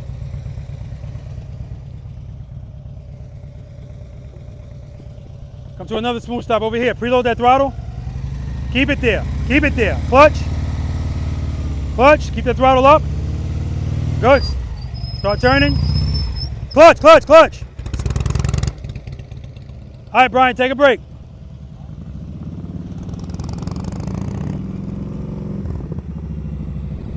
Smooth stop. Nice. The stops are much better. Do another one. So you turn it too early. Oh no, you're good, you're good. Smooth stop. That's what I'm talking about, man. That's the best one of the day. Good job, man. Excellent job. Take a break. All right, guys. See that last one? That's that guy. 3 outs, 3 outs. That's that guy. 2 outs, bases loaded, bottom of the ninth. And he just hit a home run. All right, guys. Now it's time to turn and lean and turn. All right, let's do it. So when Darryl got to that exercise, Darryl was doing the same thing that Cozy was doing, bucking that bike. Listen, if you get on a mechanical bull, the purpose of that bull is to buck you off. And if you're doing this with your foot and this with your clutch, that's what's going to happen, right? Especially since we're turning. So sometimes if I see that somebody they just can't get that together, I'll shut them down in that exercise. That's why I tell you guys, you don't have to do everything out here, right? I don't want you to think that. And I'll send you back here and tell you, I want you to practice smooth starts and stops. So Brian, every time I said, okay, Brian, come on. Brian would open up that clutch. Again, anybody could do that. So I want you to, anytime you move that bike today, I'm not talking about if you're going from one side of the parking lot to the other. But if it's from here to there, do exercise number 2. Practice riding in the friction zone. Practice it, practice it. You want to go as slow as possible. That's how you practice, right? And so that way, when you do have to go that slow, that's what you're accustomed to doing anyway. And when you go to turn, nothing changes, right? And if there are changes, which there will be, they're very small changes. So what Mark was doing is Mark would go to make a turn, and again, I can be off of your bike and see what's needed. If I see the bike starting to fall, I'm saying clutch, clutch, clutch. And Mark is saying, screw you, screw you, screw you, you know. But the last time Mark went, he went to make that turn. I saw the bike lean a little bit, clutch. He corrected it and stayed there, stayed there, stayed there. Straightened out, bing! Oh my God, I wanted to tell him, now you can leave early, go. End on a high note, man, it's a mic drop. That was beautiful. That's how it should be. So the issue in here is you guys are not addressing it as soon as you feel it. And that's why the bike is leaned over so much, because it's literally falling. That's exercise number 3. Address it as soon as you feel it, all right? All right. Next exercise, guys. Number 5. Now, leaning, turning those bars. That's what we're going to be doing now. But our speed is still essential here. We're going to be going a little bit, well, we're going to be going a lot faster here than we were there. But we're not going to be going so fast that we can't turn, because that's what I want. What did I tell you most motorcycle riders want to do? Straight, slight turns. So when most motorcycle riders come to the single serpentine, that's what this is called, they want to go like this. That's not going to happen. If I give you a 20, 25-foot serpentine, yeah, you could do that. But we need to turn, right? Turn and lean. So the speed has to be sufficient. You can't be going too slow because you can't lean. Can't be going too fast because you can't turn the bars, all right? See how my motorcycle is? The cones are 15 feet apart. I'm telling you that for informational purposes only. That's how I want your motorcycle to look going into this exercise. The only way my bike's going to get at that angle, I got to start from right here. I can't start from here because that's not going to happen, right? And that's what people want to do. They want to hug my cones. Don't hug my cones. I want you to start wide and stay wide. That's going to force you to turn the handlebars and lean. It's also going to help you buy space and time. So from here on out, you're going to hear me say holding your turn buys you space and time, right? Holding your turn buys you space and time. So when I come through here, I'm not going to start turning immediately. I'm going to hold it a little bit so that I can come out wide. Now I'm going to turn, and I'm going to hold this turn. So what a lot of people do is they want to start coming out here. If you start coming out here, now you're going to be like this. I don't want this. I want you facing in that direction. So when you come through here, hold this turn, hold it, hold it. So you should be closer to this cone than you are to that cone. If you're right on top of that cone, it's going to start getting tight on you. It's not a big deal. Slow down, hold the next turn, buy that space and time back. Hold it. When you get right here, transition. So that's the other thing we're introducing now. We're introducing transitions. And when we transition, we're going to transition like we are the boss of this motorcycle. We're not going to do this. If you're losing space. Transition, transition, transition. Lastly, well, not lastly, counterbalance your body. All that means is keep your body straight up and down and let the bike lean under you. Keep your head and your eyes straight ahead. You're going to be looking at this camera because you guys are going to be coming this way. Don't look at every cone. Your peripheral vision will pick up the cone, so you don't have to worry about that. And lastly, use the friction zone. Now, you can go in and out of the friction zone on this if you want because you have some speed now. Dip the bike. This is about being fluid, being one with the bike. So when I do this exercise, I don't even use my rear brake because I really don't need to, right?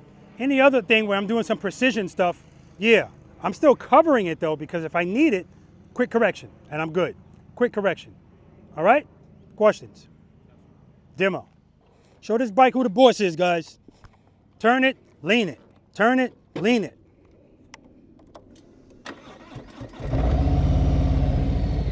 First 5 steps, I'm good. Lean it, stay wide.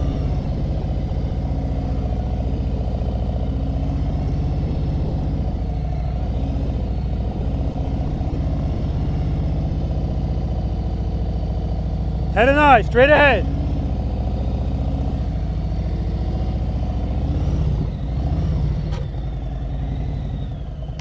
Now coming back, I got a little bit more extreme. I sped up a little bit more, but speeding up just makes me have to do stuff quicker. So this is not about going fast. Every exercise that's out here, guys, the goal is not just to make it through it. It's how you make it through it because they're all set up to work on certain techniques. This one is set up to work on you transitioning, leaning, turning those bars, being comfortable with manipulating this motorcycle, showing it who the boss is. Questions? Head on down.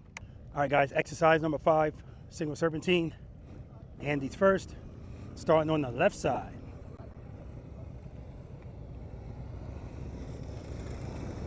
He's gonna have to slow down here because he's right on top of that cone. Oh, oh. Too much speed, Andy, too much speed. So again, guys, this is not about speed. What I mean is not about a lot of speed. It's not about going fast. Let me say that. Good, transition. Good, transition. There we go, transition. Nice, Mark. Very nice, Mark, very nice. I tell you, everybody's got their strengths and weaknesses. Right there, Mark is showing you. As much as he's turning and leaning those bars, he's not going fast to do it.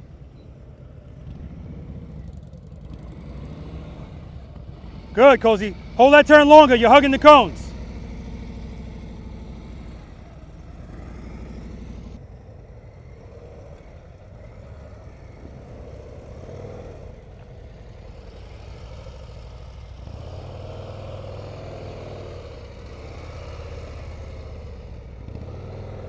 Good, Tim. Good, Tim. I almost told him go a little bit faster, but he's still leaning the bike. So he's good. Head and eye, straight ahead, Brian. Look at the camera. Easy with that clutch and that rear brake. Go out wider, go out wider.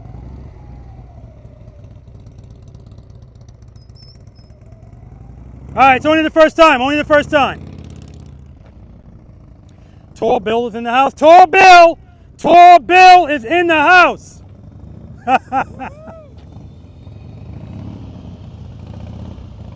Head and eye, straight ahead, Willy. Head and eye, straight ahead, Willy. Don't hug the cones. You're hugging the cones. Go out wide. Go out wide. Good. All right, first time through. We might do this like 3 times.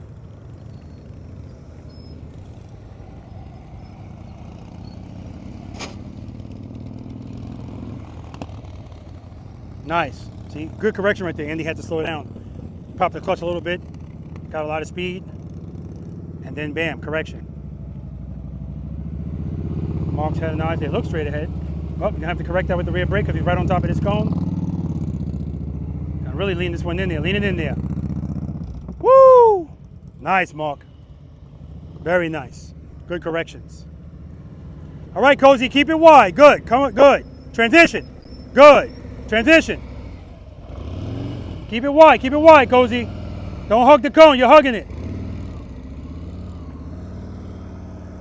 All right.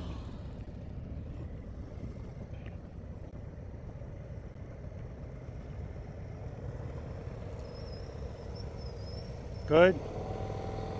Good, keep the speed just like that.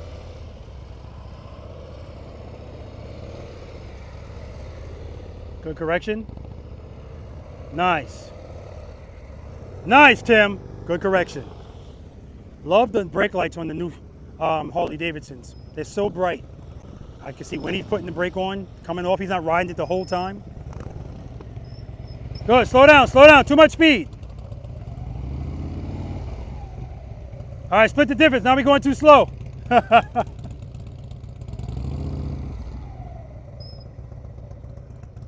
right, it's gonna come. He's not bad at all. No feeder down.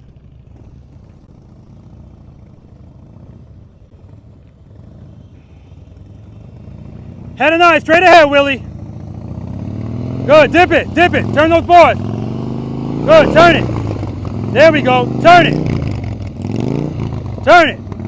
There we go. One more time, Andy. Andy's going really wide. All right, there we go with the correction. Good. Nice.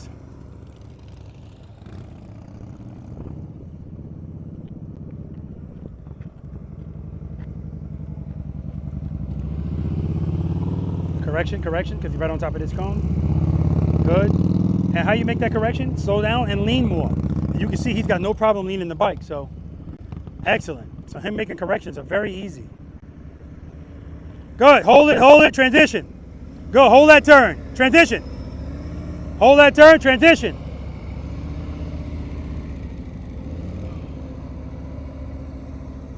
All right, still hugging the cones a little bit, but this is cool.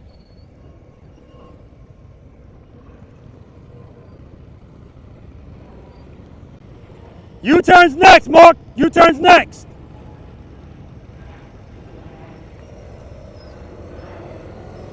Head and eye, straight ahead, Tim. Very nice. See that? Boom. And he's falling into the turns. Boom. So right now, he is geared for exercise number 8, the offset double serpentine. He's geared for it.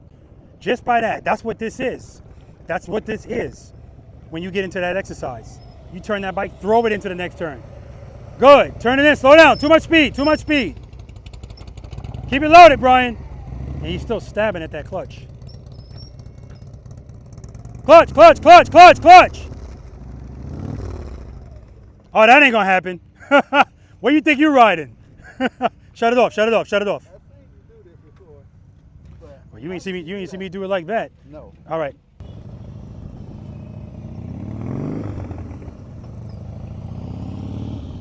Good. Much better. Much smoother. All right, working it out.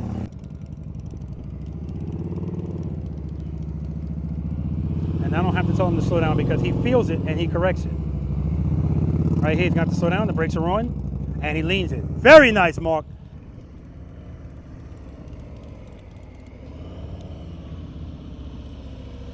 Good.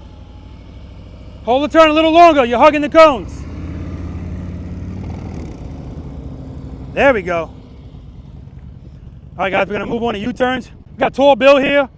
I was checking the back of the milk cartons for you. I haven't seen you in so long.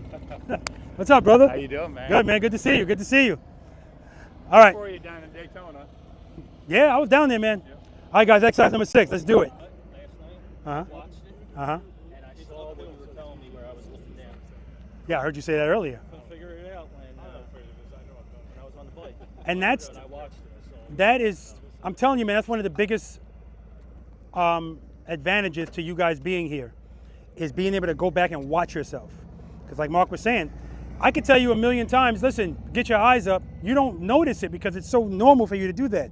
And then you look at the video and you see yourself like this. It's like, oh, yeah, I am doing it. So just that one little thing can make you say consciously, all right, I'm going to do this now. I know it doesn't feel comfortable. Trust me, guys. Yeah, I were talking about that, like watching the video. Yeah. I think it was Mark. Yeah. Like in my head from number 96, Mm-hmm. like the Serpentine, I felt like I was like, yeah. Yeah. And I go back into the video and watch myself. I'm like, That is an excellent, not only is that an excellent point, but the way he described it is excellent. The way he feels like he's like, yeah. I wish, in my mind, I almost have a video of you doing it like this in your mind. And then he goes back and watches it and he's timid, right? Now, dude, you look great in there. And I say that because, well, I knew I was going to look better anyway because that bike just turns better, right? But you're a prime example. I almost told you to give me a little bit more speed, but I didn't need to because you were leaning the crap out of that motorcycle. So it shows me you're comfortable. You know you don't need a lot of speed to lean. You just need sufficient speed. And boom, boom. Mark, that's your exercise, man. Like you should put an M on the ground for Mark because you do it beautifully. And if at any time I see, okay, Mark's going a little bit fast, he's right on top of the cone in front of him, immediately he corrects it. And because you don't have a problem leaning the motorcycle, it's easy for you to correct it. All you got to do is slow down and lean, hold that turn so you go out wider and lean a little bit more. Boom, boom, boom. I honestly didn't think I was going to make it past the 3rd cone. Man, I didn't get to do this last time. yeah, that's true. Yeah, man, that just very nice, smooth and controlled. The 3rd time you went, great. So that's what I mean when I say you just start loosening up, you know, because at first, Willy too, he's like, I'm having a lot of trouble keeping my throttle steady like you do it. It keeps, when I try to get it there, it's going faster than I want it to, then I try to bring it back down and I start doing that. I look like a throttle flipper, but I'm not, I don't really ride that way. so, well, here's the good news. It doesn't even matter if you keep hearing your throttle go up and down, as long as your clutch is smooth, because the clutch is the only thing controlling the speed. So as long as your clutch is smooth, the bike's not going to be doing this. When you feel that, that's because you're doing this, right? So you're good. As long as you're listening to the sound and you're correcting it when you hear it, if you need to, that's fine. It's going to fluctuate. So I don't want you to worry about that. We're not robots. It's going to fluctuate. And like Andy said, based on your handlebars and your hand positioning, sometimes it's more difficult for people. But again, I always tell people, it doesn't even matter how your hands are. If you can still do this with your wrist, you're good. So it's just, we can get used to anything. I say that all the time, right? All right. Any questions on that, guys? That's true what you said about the handlebars, though, because those are the Harley stock. Yeah, stock, handlebars, yeah. But one time they got loose on me, and I said, I remembered you were talking about that, so I brought them up actually a little higher. Yeah. And I found myself making my turns much. Oh, yeah, absolutely. Way up here. Absolutely. But until I change them. Absolutely. So that works. I know it works. Brian, I want you to practice definitely that. And I say that that exercise is more important than people think, right? That's your old shit. I have to get out of something, swerved so I don't hit it. That's what that is. And sometimes it's not just one swerve. It might be one and then another, because stuff happens out there, right? And if you're timid with that while we're in a training environment, how do you think you're going to be in an actual oh crap moment, right? So that's why we got to make sure that we get that and get comfortable doing it. But guess what? All that, I want you to know, when we were doing the short starts and the stops, right turns, left turns from a stop, and you kind of struggled with those, it's not a coincidence. Like, all of it stems from here. So trust me, I don't want you to think, yeah, like for instance, if we do U-turns and you struggle in U-turns, I don't want you to go, I'm just going to focus on this, but you're still struggling with small, all of that stuff is going to make this easier, trust me. Now, there are people that learn backwards. So what I'm saying is not an absolute. Most of the stuff isn't, right? There's 100 ways to do everything, right? Whatever works best for people. Like, if you already have something that's working for you, I'm not trying to reinvent the wheel, but if I see what's working for you, I'm like, damn, I don't know how it's been working for you all this time. I'm still going to introduce you something else. And if you choose to do what you were doing, we're creatures of habit, so I get it. All right? All right. That brings us to exercise number 6. As Willie said, the infamous U-turn. I think I'm going to start calling this that. That's good. Oh, that's already what it's called. All right. The infamous U-turn, guys, 27 feet wide, or if you do it in here, 18 feet or less, right? This is not necessary. I say that all the time. This is extra. Andy lives on Extra Boulevard, so he'll be in here, right? And it's just a matter of time before Tim is in here. I don't think it'll be today, but you never know. I could see it. I could feel it. Not today. I see it in this future. Okay. So in this exercise, guys, a couple of things. Now, if you watch practice session number 96, you will see we all have different goals when we train, right? But the common denominator to people's turns being a little bit wider or less smooth is not committing to the lean right away, right? So Andy can make 18-foot U-turns with his eyes closed in his sleep. It's not a big deal at all. So when I look at Andy's U-turns, again, I'm always looking at the light under your motorcycle. And when he goes to make a turn, or any of you go to make a turn, I'm looking at the light.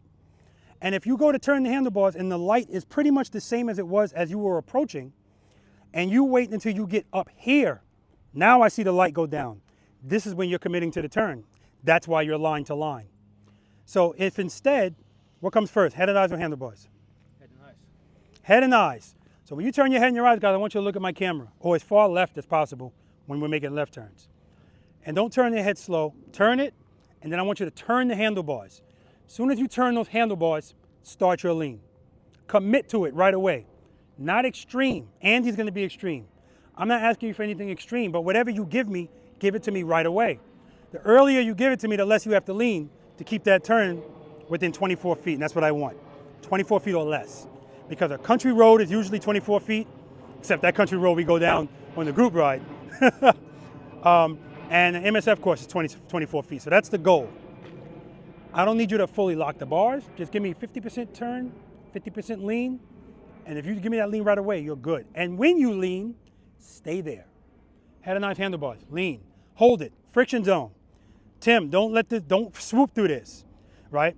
So if you're coming up here 8-10 miles per hour, I don't want you to use that speed, because a lot of times what people will do is one of two things. Head and eyes, handlebars. When they turn, they either slow down, now they can't lean, or they speed up, and then they get this, now it's really wide. Let the friction zone pull you through the U-turn, period, right? That's all I want you guys to do, okay? When you turn the handlebars, keep them turned, right? I see this a lot.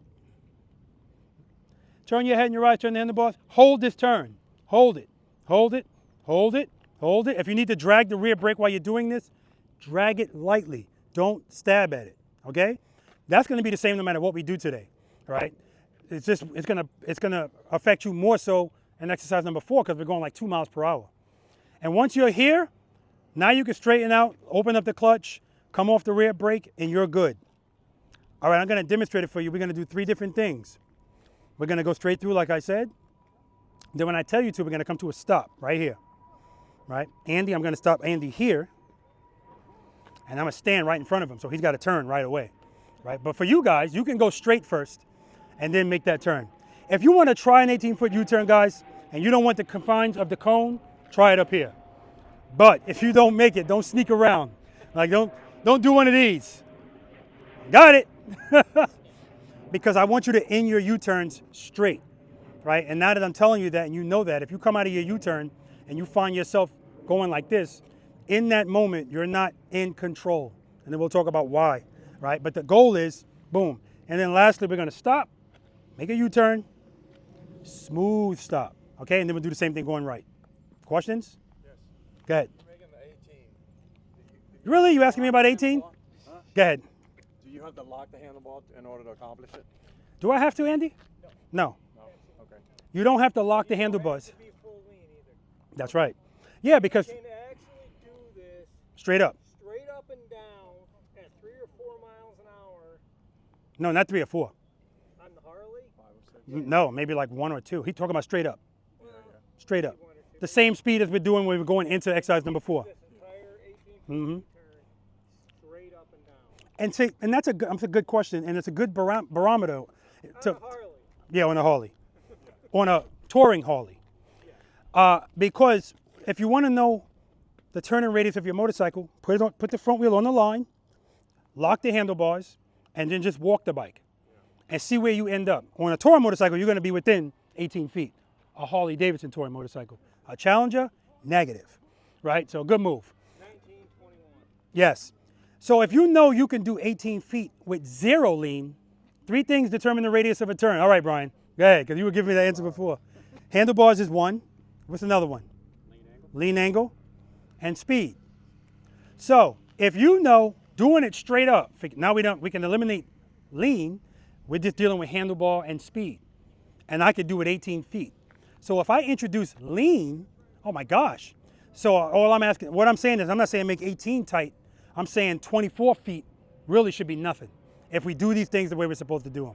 Good question. All right, so I like this speed. I'm gonna keep my clutch, head and knife, handlebars. Lean it over.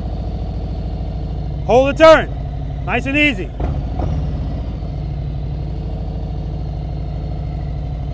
Coming to a smooth stop, friction zone, rear brake, rear brake. Head nice, handlebars. I'm committed to it right away.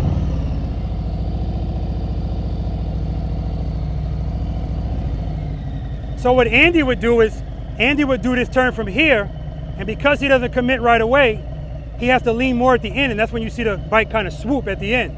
So Andy's kind of doing this.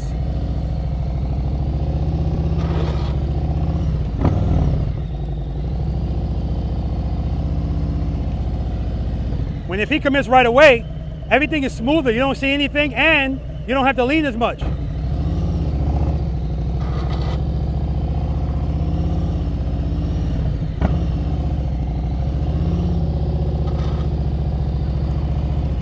So I also want to show you guys, I don't have to go fast, right?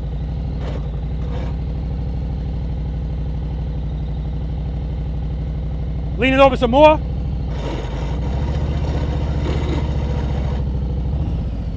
Friction on, friction. You got pins on this one, right? Yeah. Yeah, that's Sharpen how those floorboards, they'd be a weapon. Yeah, I'm sure they are. Well, he's got pins that push his floorboards up. Yeah, the Kahuna collections, they have those little pins. So the reason I show you that is, how fast do you think I'm going right there? 3, 4, 7. 7 miles an hour. Yeah, 7 or 8. Yeah, 3 or 4, no, it definitely fall. Because at that lean, the only thing keeping the bike up is sufficient power. The only thing. When you're going 8, 9 miles per hour, you still have a little bit of momentum.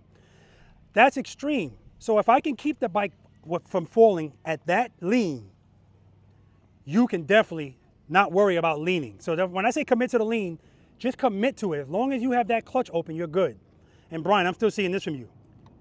Like I can hear it too. It's like small movements, small movements. That's all we need to do. Questions? Are you fully locked? I was almost fully locked. It's a good question. I was almost fully locked. But could I fully lock it? Yeah, absolutely. Again, nothing changes with it fully locked. And like we talked about,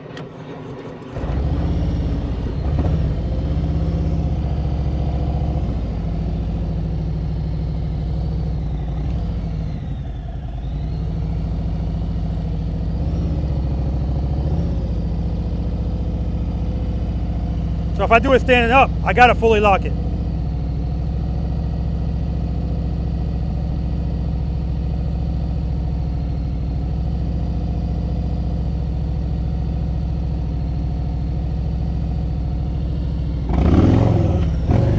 Trust and believe.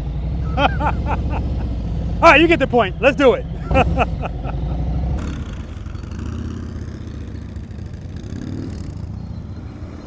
Oh my God, that was beautiful.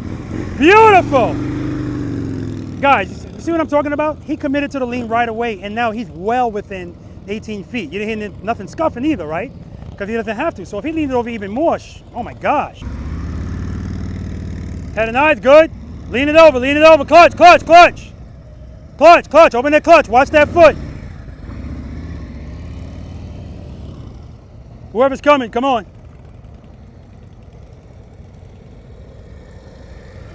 A little bit more speed, a little bit more speed. Yeah, more speed, more speed. Good. Too much speed. Yeah, I love that speedometer, I can see it. They said 5 miles per hour. He was getting ready to start at 5. It's too slow. Good, head and eyes.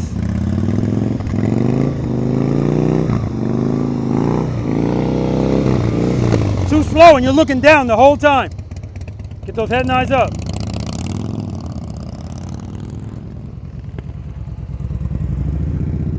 Head and eyes, Mark. Yeah, make sure you turn. Head and eyes, handlebars. Do it again, Andy. Oh, hold up. Yeah, I forgot about Brian.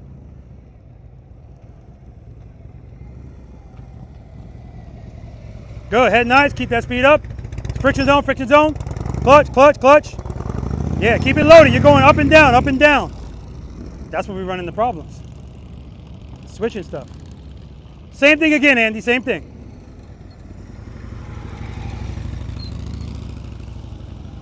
Outstanding, Andy, outstanding. Committing right away, nothing scraping. Good, stay in the friction zone, hold that turn. Stay in the friction zone, keep the speed up. He's looking right at those cones. Give me 8 miles per hour, 8 miles per hour. 8 miles per hour. Stay there. Good, right there, hold that turn. There we go. Very nice. The speedometer is so bright. I can see everything 9 miles per hour as fast as he went. I liked it. Good, head and eyes, handlebars. Look at me. Look at me. Come to me. Open the clutch. Open the clutch. Easy, easy. Again, small inputs. You start seeing bucking, you know what's going on. Good. Stay in the friction zone. Hold it. Come on. Don't slow down. You're looking right at that cone. That's why you're going to it.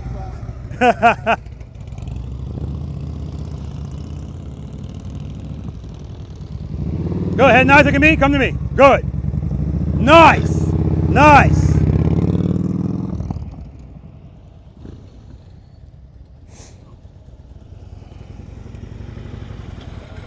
Dude. Oh my God, man. That first, I can't wait for you to see that one, man. That was just beautiful. It was perfect. Perfect.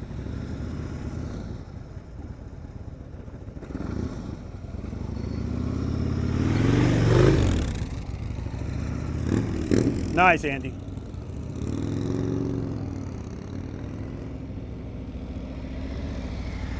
Good. Head and eyes. Keep the speed up. Good. Hold that turn. Hold it. Hold it. There you go, Cozy.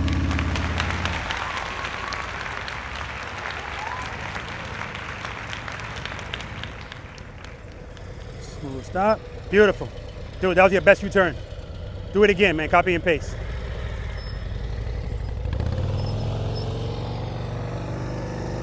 I like it. I'm gonna have him go a little bit slower next time. Smooth stop, friction zone, friction zone. Remember that friction zone. Once you start moving this bike, Willie, when you're getting ready to turn, don't start changing stuff. As soon as you go to turn, you slow down. And then we start doing this. Keep everything the same. Just drag the rear brake. Good, head nods, look at me. Come to me, hold it. Look at me, hold it. There we go, much better. Straight through, straight through. Go down, good, good. Keep the speed up, speed up, head and eyes. Clutch, clutch, clutch, clutch, clutch. Easy, easy. That was good though, that was good. Smooth stop, friction zone, rear brake. Beautiful, Mark. U-turn. Head and eyes, look at me. Nice and easy. Easy, Mark, easy.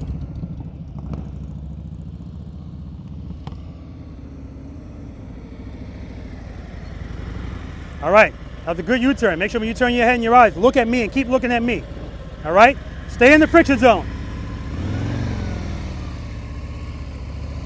Good, good. Come to me, clutch, keep it open. Nice and easy on that rear brake. Good job, Cozy.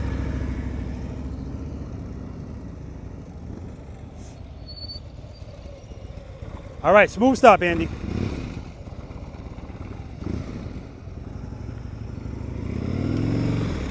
Clutch. Woo! Nice, Andy. Stop, stop, stop. No, smooth stop over here. No, you're good, you're good. Right turn's next. It was good enough. It was no, all right, you know what? Listen. Hold on, stay right there. Guys, put a 1 in the comment section if he came to a smooth stop. Put a 2 if he didn't. It's okay. I know, man. Good stop, man. Next time you do this, Andy. I was way past my lean angle. No, I know. Next time you do this, I had to. What's the name of that exercise? 180 something, where you have to start. Yeah, 180 degree pull out. Yeah. 270 degree. I'm gonna have you do that next time we do this, without going forward at all. Just start from a lock and just go into it. Of course you have. You think I'm asking you to do it because I think you can't do it? I just want people to see you do it.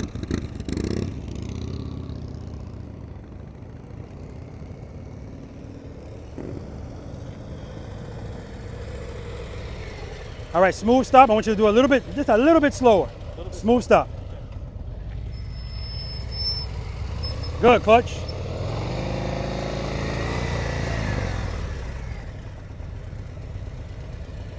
Outstanding, man. Right turn's next.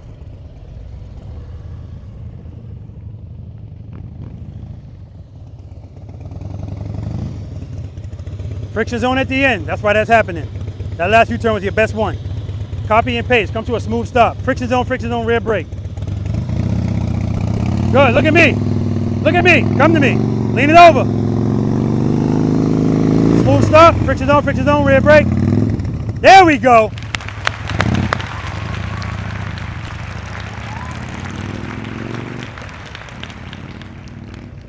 Smooth stop. Friction zone. All right, I'll take it. Dude, the reason I said good job, because you never put a foot down. You definitely had a pucker effect, and you opened up the clutch. But remember, you don't have to open it that far where you're going like that. Just make sure it's good. Rear brake. Now we're coming to a smooth stop. Good preload. Good. Keep it loaded. Clutch. Rear brake. Whoa! So right now what Brian is doing is he's trying to just rely on speed alone. Remember, we don't need speed, we just need sufficient power. All right, come to a smooth stop. And at the end of that, he was just throttle. And the back wheel kind of slid out in that gravel. Nice and easy on that stop. Right turn's next. Good job.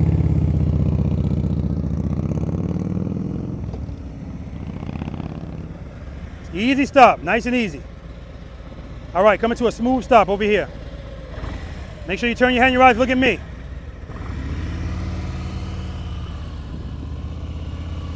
Good, head and eyes. Stay in the friction zone. Nice and easy on that rear brake. Smooth stop, friction zone. Smooth stop, Cozy. No, you're supposed to be doing right turns. No, you told me I didn't come to a complete stop. Oh, okay.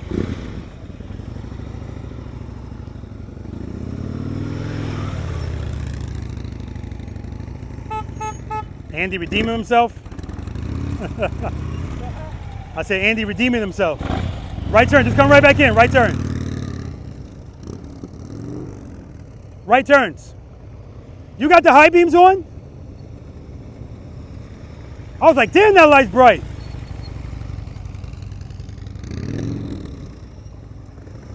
Nice, Andy.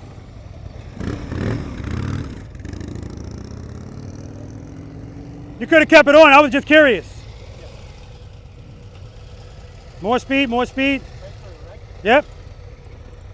Friction zone. Good job. Come out straight, come out straight. Yeah, see, come out straight. You're supposed to be over here. No, you're good, you're good. Come on, Willie.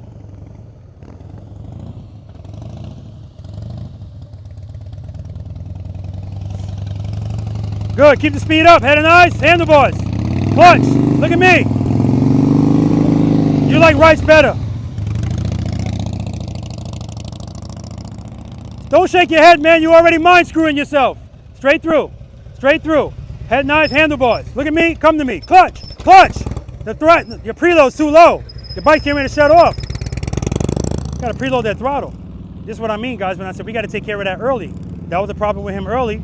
This is where it rears its ugly head. Good, clutch, clutch, head and eyes, Mark, there we go.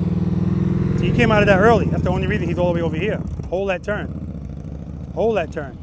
People don't like turning, they want to get out of it as soon as possible. That's why the Snowman messes with people, because you have to hold it. Go, clutch, clutch, watch that foot. Cozy looks more comfortable going right too. Straight through.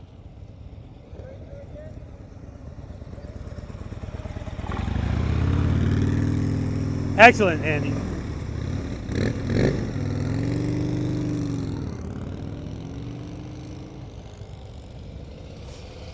Straight through, straight through, straight through. Good. Hold that turn, hold it. That was beautiful, man. Beautiful. Straight through. See, you're slowing down too much. You gotta keep that speed up, keep that speed up. Good job.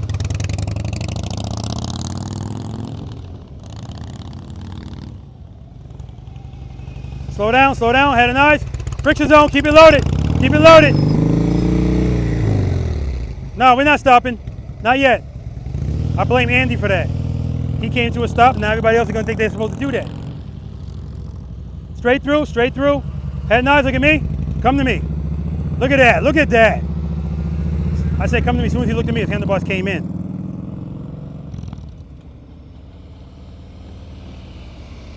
Good, straight through, head and eyes, look at me, come to me. Keep it loaded, keep it loaded. Nice, Cozy.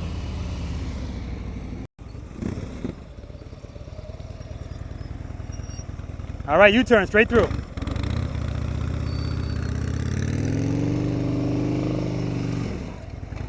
Nice, Andy.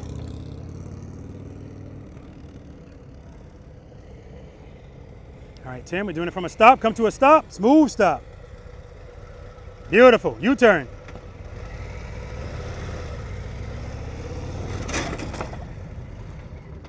So again, now we're doing it from a stop. So I started to say, remember the speed that you're on the approach. Right there, you just didn't have enough clutch. Yeah. All right. Smooth stop. All right, U-turn. Keep the speed up, Willie. You keep slowing down at the top. Good. Head and eyes, look at me. Look at me. Look at me. All right. So I tell people to look at me. They're already finished with the turn. He's still looking at me. Look at me while you're making the turn. Once you get straight, then look where you're going. Smooth stop. Smooth stop.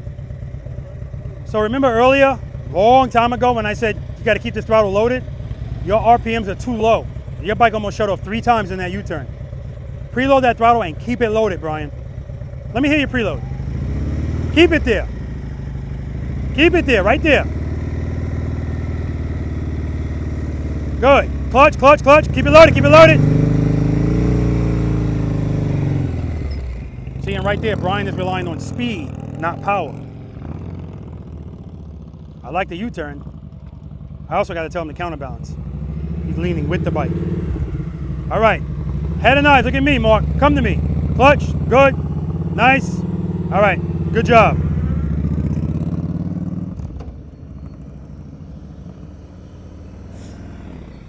Smooth stop. Smooth stop. All right, Cozy, straight through. Head and eyes, look at me, and come to me. Come on. Clutch, clutch, clutch. That's right, trust and believe. There we go, Cozy.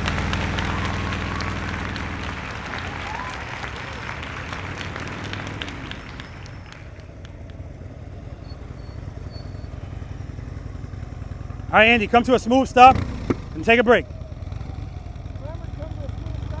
Smooth stop.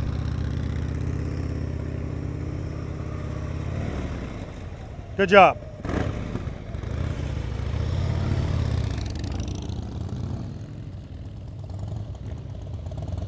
Smooth stop. So when I tell you to look at me, you don't look at me until you're right here. And then you're looking at me as you're going this way. I don't need you looking at me then. All right, preload. Good. Head and eyes, look at me. Look at me. Come to me. See, it's too slow. Smooth stop.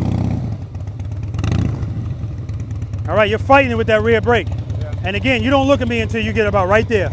It's not comfortable, I get it. I gotta come in early. You gotta look at me earlier. All right, take a break.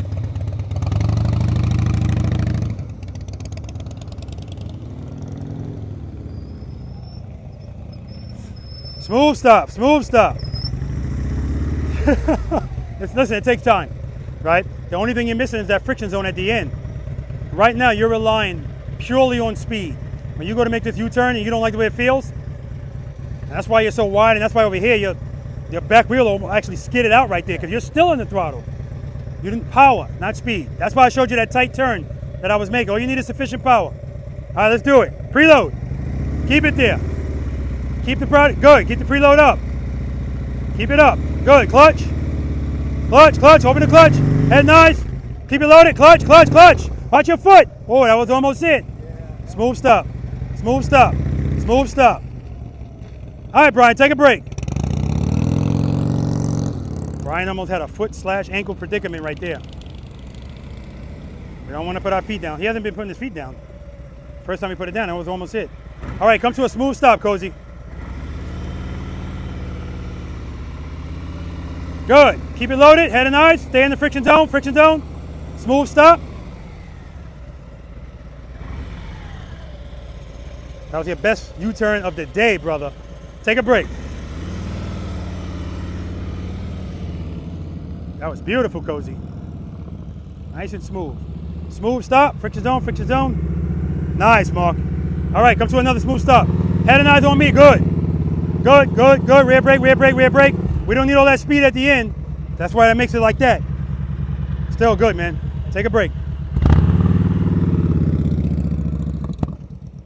All right, guys, we're gonna move on to exercise number 7, the figure 8. All right, guys, any questions on the U-turn?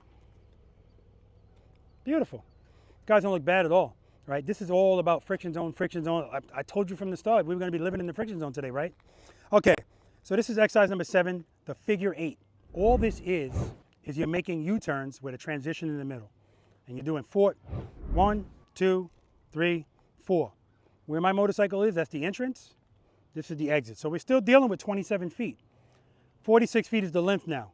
So now it's relevant, right? I'm talking about the length. It's relevant now because you're in the rectangle. So we want to use this space properly. So when you guys come in here, I'm going to be standing in the vicinity over here. I want you to come about right here. Now, I know if you're riding the road glide, you have no clue where the front wheel is. Every time Brian's pulling up, I see him going like this. Can't see over that damn thing. But see, that's what practicing gives us too. At a certain point, you're going to be able to guesstimate where your front wheel is based on practice. And that's why recording it helps. Because just like Tim said that in his mind, he felt like he was going like this. It's the same thing. I had people who would put their hands on a stack of Bibles and swear they had the wheel right here. And when they go back and look at the video, the wheel's here. Right? And that's why they made this tighter. So I want you to bring the wheel as close to this line as you can. Turn your head and your eyes, look at that green cone. And I want you to go for it. So a lot of people will do this, and either they'll turn early. If you turn early here, you're gonna have to make it up over there. If you don't come all the way to the top, like let's suppose you turn here, you're gonna have to make it up down there. Now, if you're turning tight already, that's not gonna be a big deal. You don't need all of this space. But if you need it all, use it all. Bam, head and eyes. When you turned your head and your eyes and looked at me, oh my God, I'm not making this up. I said, head and eyes, look at me. He looked at me, his handlebars went like that. It's amazing what it does, right? And Willy keeps telling me, screw you, Robert, I'm not comfortable. I'm not gonna look at you until I'm right here.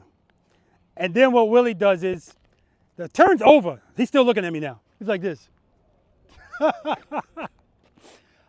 Look at me early, not late, right? The earlier the better. So when you turn your handlebars, it's head and eyes, then handlebars. So you should already be looking at me before you turn your head and your eyes, because you turn your head and your eyes, oh damn, there's a truck coming. There ain't gonna be no handlebars. Rear brake, but I'm not gonna just brake. What if my handlebars were turned already? Friction zone, rear brake, bing, right? Okay.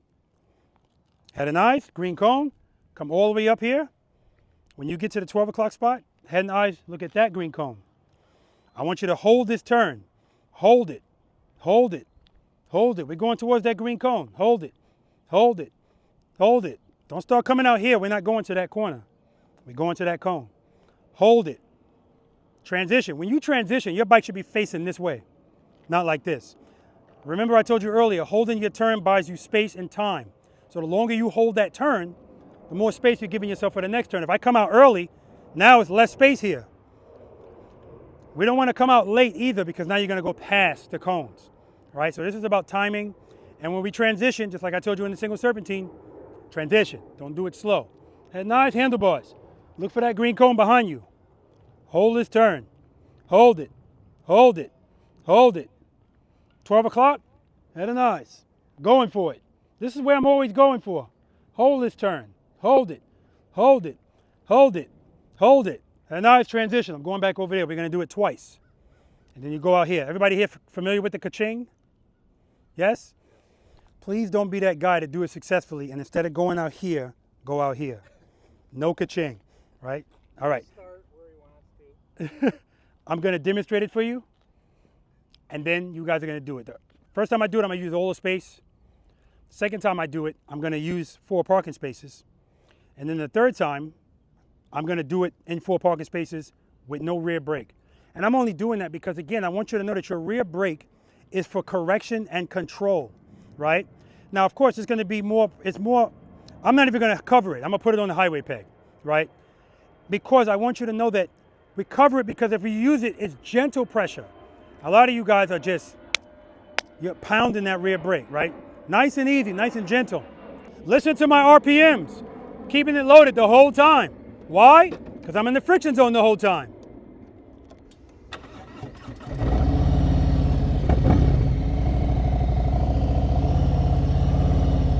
I like that speed. Right there, head and eyes. All the way to the top. Hold it, head and eyes. Hold it, hold it. Transition. Head and eyes. Hold it, hold it, hold it. Transition. Do it in 4 spaces. RPMs are the same. Speed is the same. Take off the rear brake.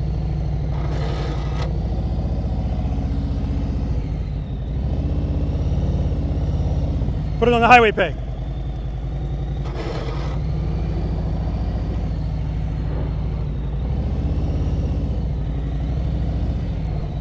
Boom, that's it. All right, let's do it.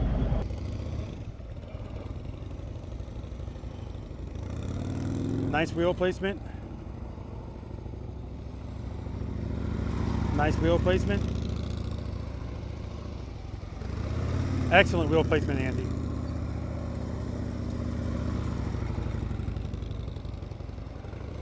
Excellent, Andy.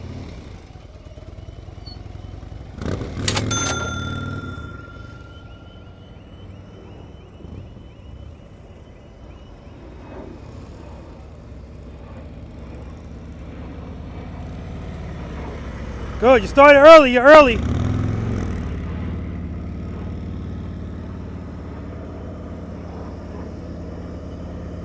All right, Cozy, you're not ready for this, Cozy.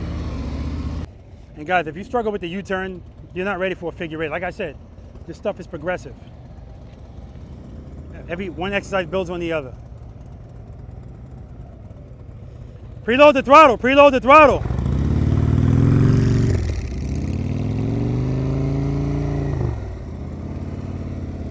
Good, keep it loaded, keep it loaded.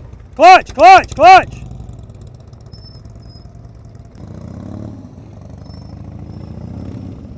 Good, keep your speed up, Willie, you're going too slow. All right, good. Head and eyes, come to me, look at me. You're looking down. Clutch, clutch, clutch.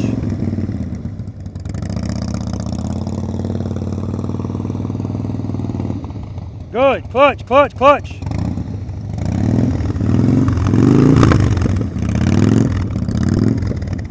Clutch. Head and eyes up.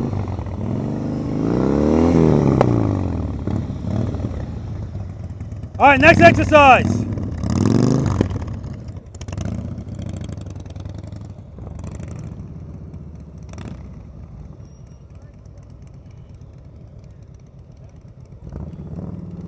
All right, we got Mark.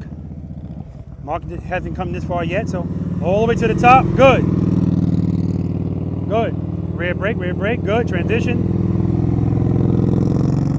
And remember exercise number 5 when I said he didn't have a problem leaning?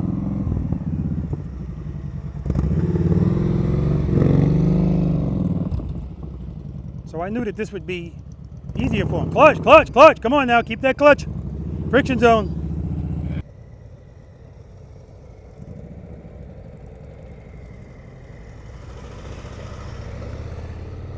Gave up a lot of space at the top.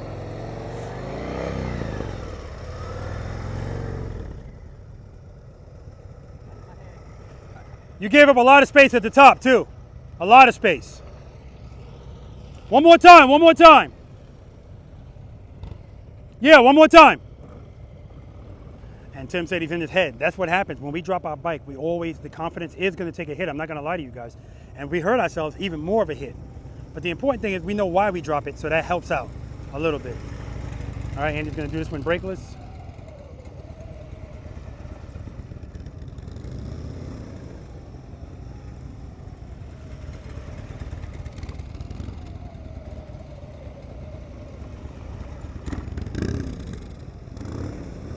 Excellent, Andy. Brakeless.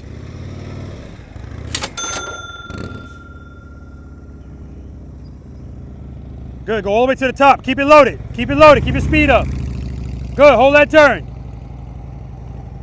Transition. Keep it loaded. Keep it loaded. Clutch, clutch, clutch, clutch, clutch. Good. Good. Clutch, clutch, clutch. Trust and believe. You're good. All right, all right. Next exercise, Brian.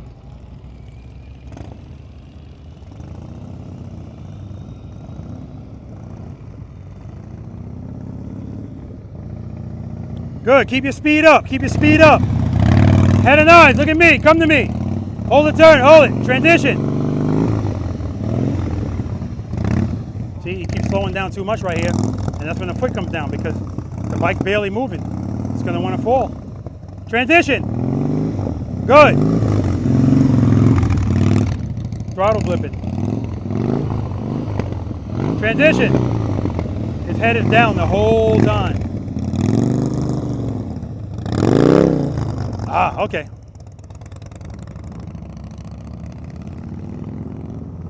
All right, this is gonna be it, Mark. Good, slow down nicely. Nice counterbalance. Going a little fast, but he's still good. Nice head and eyes, Mark. See, he didn't hold that turn. That's why he's on top of these cones. Yep, didn't hold the turn. You didn't hold that turn, that's why. Next exercise, next exercise.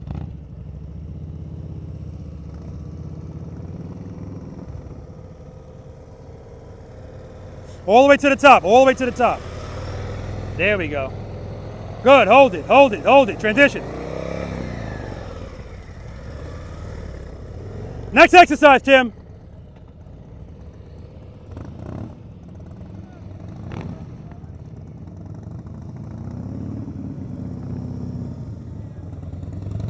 All the way to the top. Good.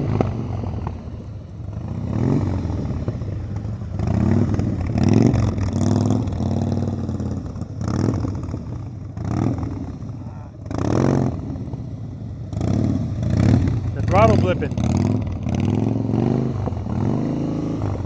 See how the bike is jumping? Rear brake.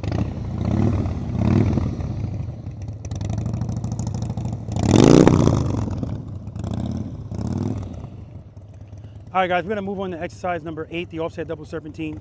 But I'm definitely gonna talk to Willie about what he's doing with that bike, and if he lets me, I'm gonna get on it and show him something. All right, any questions on that exercise? Now, I started to say that if you have issues with U-turns, you're probably not ready for that. And that's what I told Kosi. I told him, dude, that's it, because we can't put the cart before the horse, right? All right, brother. What an awesome guy, man. I appreciate him coming by. But according to him, he says, I know now what I have to work on, and that's what he's going to do. All right. Willie. Everything was going wrong. No. You mind if I get on your bike? No. All right.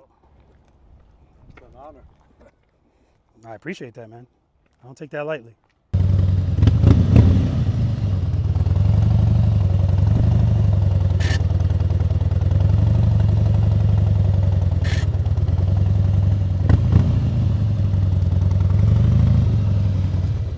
Okay, the only reason I wanted this bike is you're a throttle blipper. And I told you guys earlier, I'm not trying to reinvent the wheel. If this is something that you're used to, that's fine, unless I see it's causing you a problem. And it's causing you a problem because, again, when you're trying to figure this out, you might hear people say throttle, clutch, rear brake, that's it. But it feels like you have to do so many different things, right? You're just complicating stuff by having to keep doing this. If you could just keep that throttle loaded and listen to it. See how smooth that was? The throttle is just smooth because once I get it, I hear it, I just got to keep it there, right? And so sometimes I'd like to get on people's bikes to see if maybe something's going on with the bike, you know, but no, it feels good. So my point is, if throttle blipping's working for you, fine, but I want you to try just keeping it loaded. Yeah. Not too high. I got to work on that. Yeah, not too low, just elevate it. And then in the meantime, while you're doing that, the bike is going like this, right? I know it's also the rear brake that you're doing too, so it's all kind of stuff going on. Yeah. You know, herky-jerky stuff. All right. So that brings us to this exercise, guys. This is the offset double serpentine. Now, I said into the camera earlier that Mark is going to kill this exercise. Why? Because Mark was holding turns in the single serpentine. That's all we're doing here is holding turns. And the last time Mark did the figure eight, the only reason he didn't make it is because he didn't hold that second turn. I saw him go right to the corner. I said, nope, he's done. Plus, his bike don't turn like a Harley as far as the handlebars.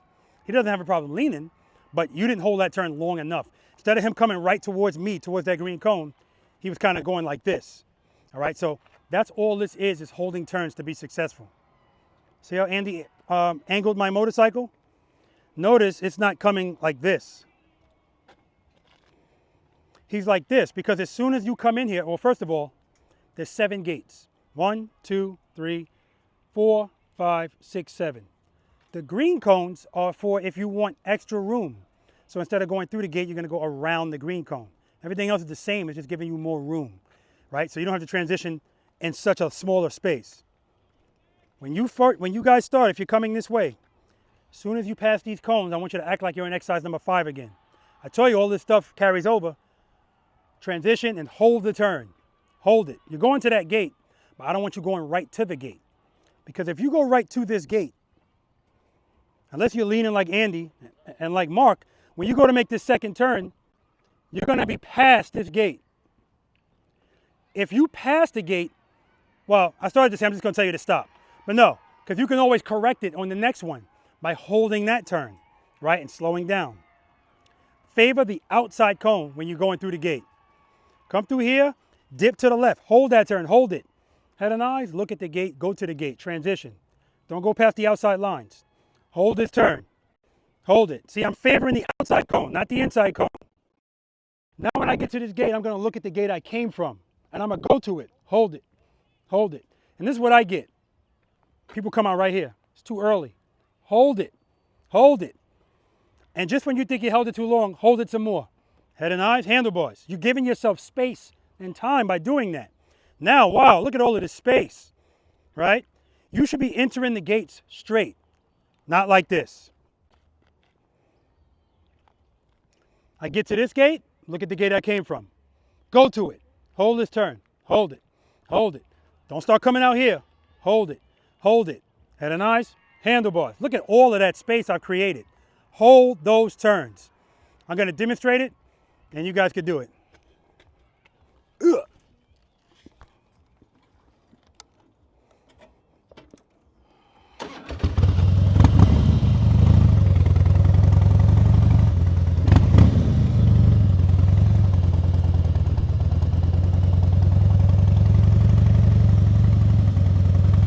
Dip it in, hold it, transition. Hold this turn, hold it, transition. Hold it, transition. Hold it, transition. Hold it. I'm looking at the next gate and I'm going for it.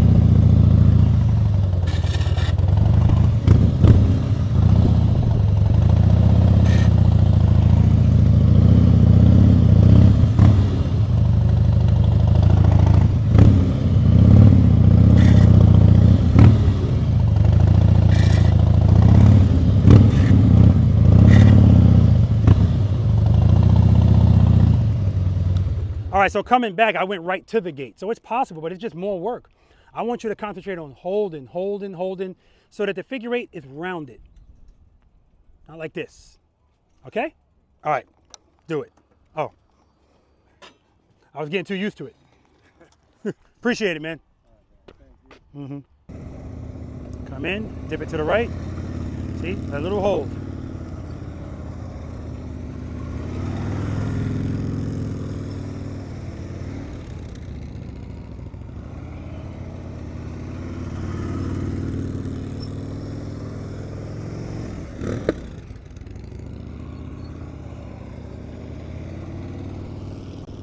Nice, Andy. Now, if you need to use the green cones, use the green cones.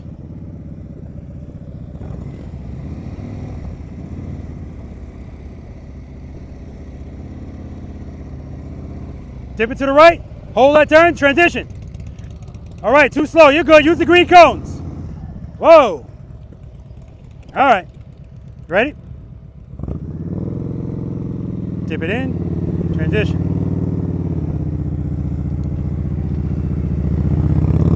Hold it longer. Good. Very nice, Mark.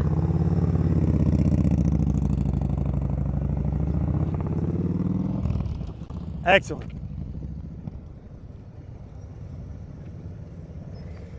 All right, Tim, back in the game.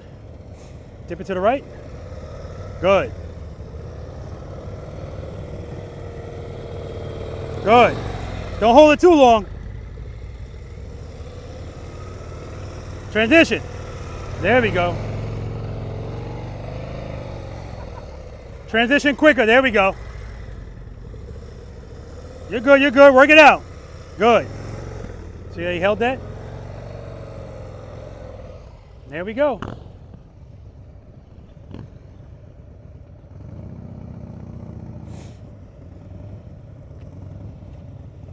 Give me some speed. Transition. Use the green cones, Willy. You're looking down at the ground, head and eyes up. Clutch. Clutch. All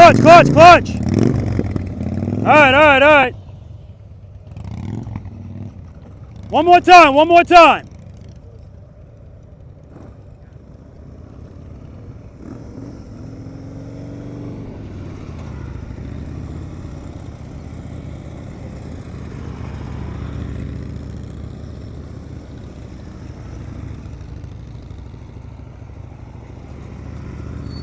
Guys, look at this. Isn't it just great watching Andy ride this bike?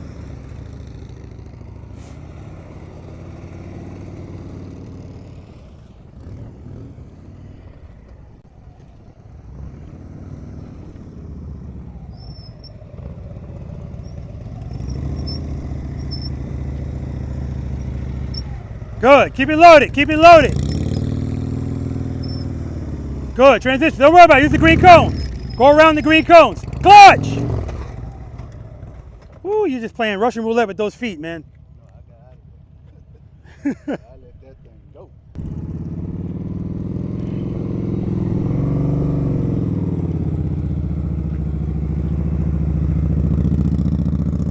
Very nice.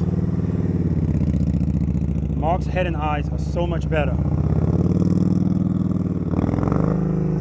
Ah, all right.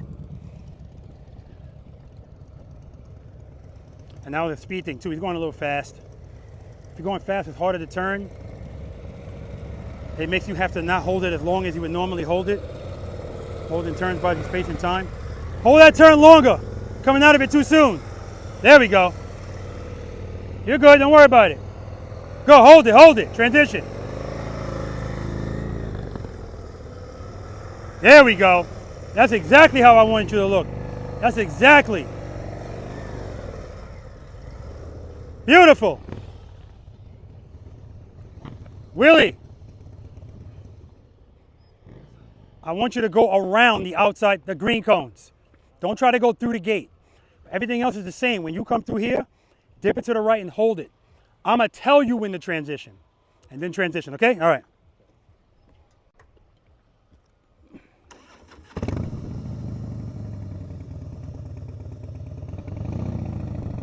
Good, dip it.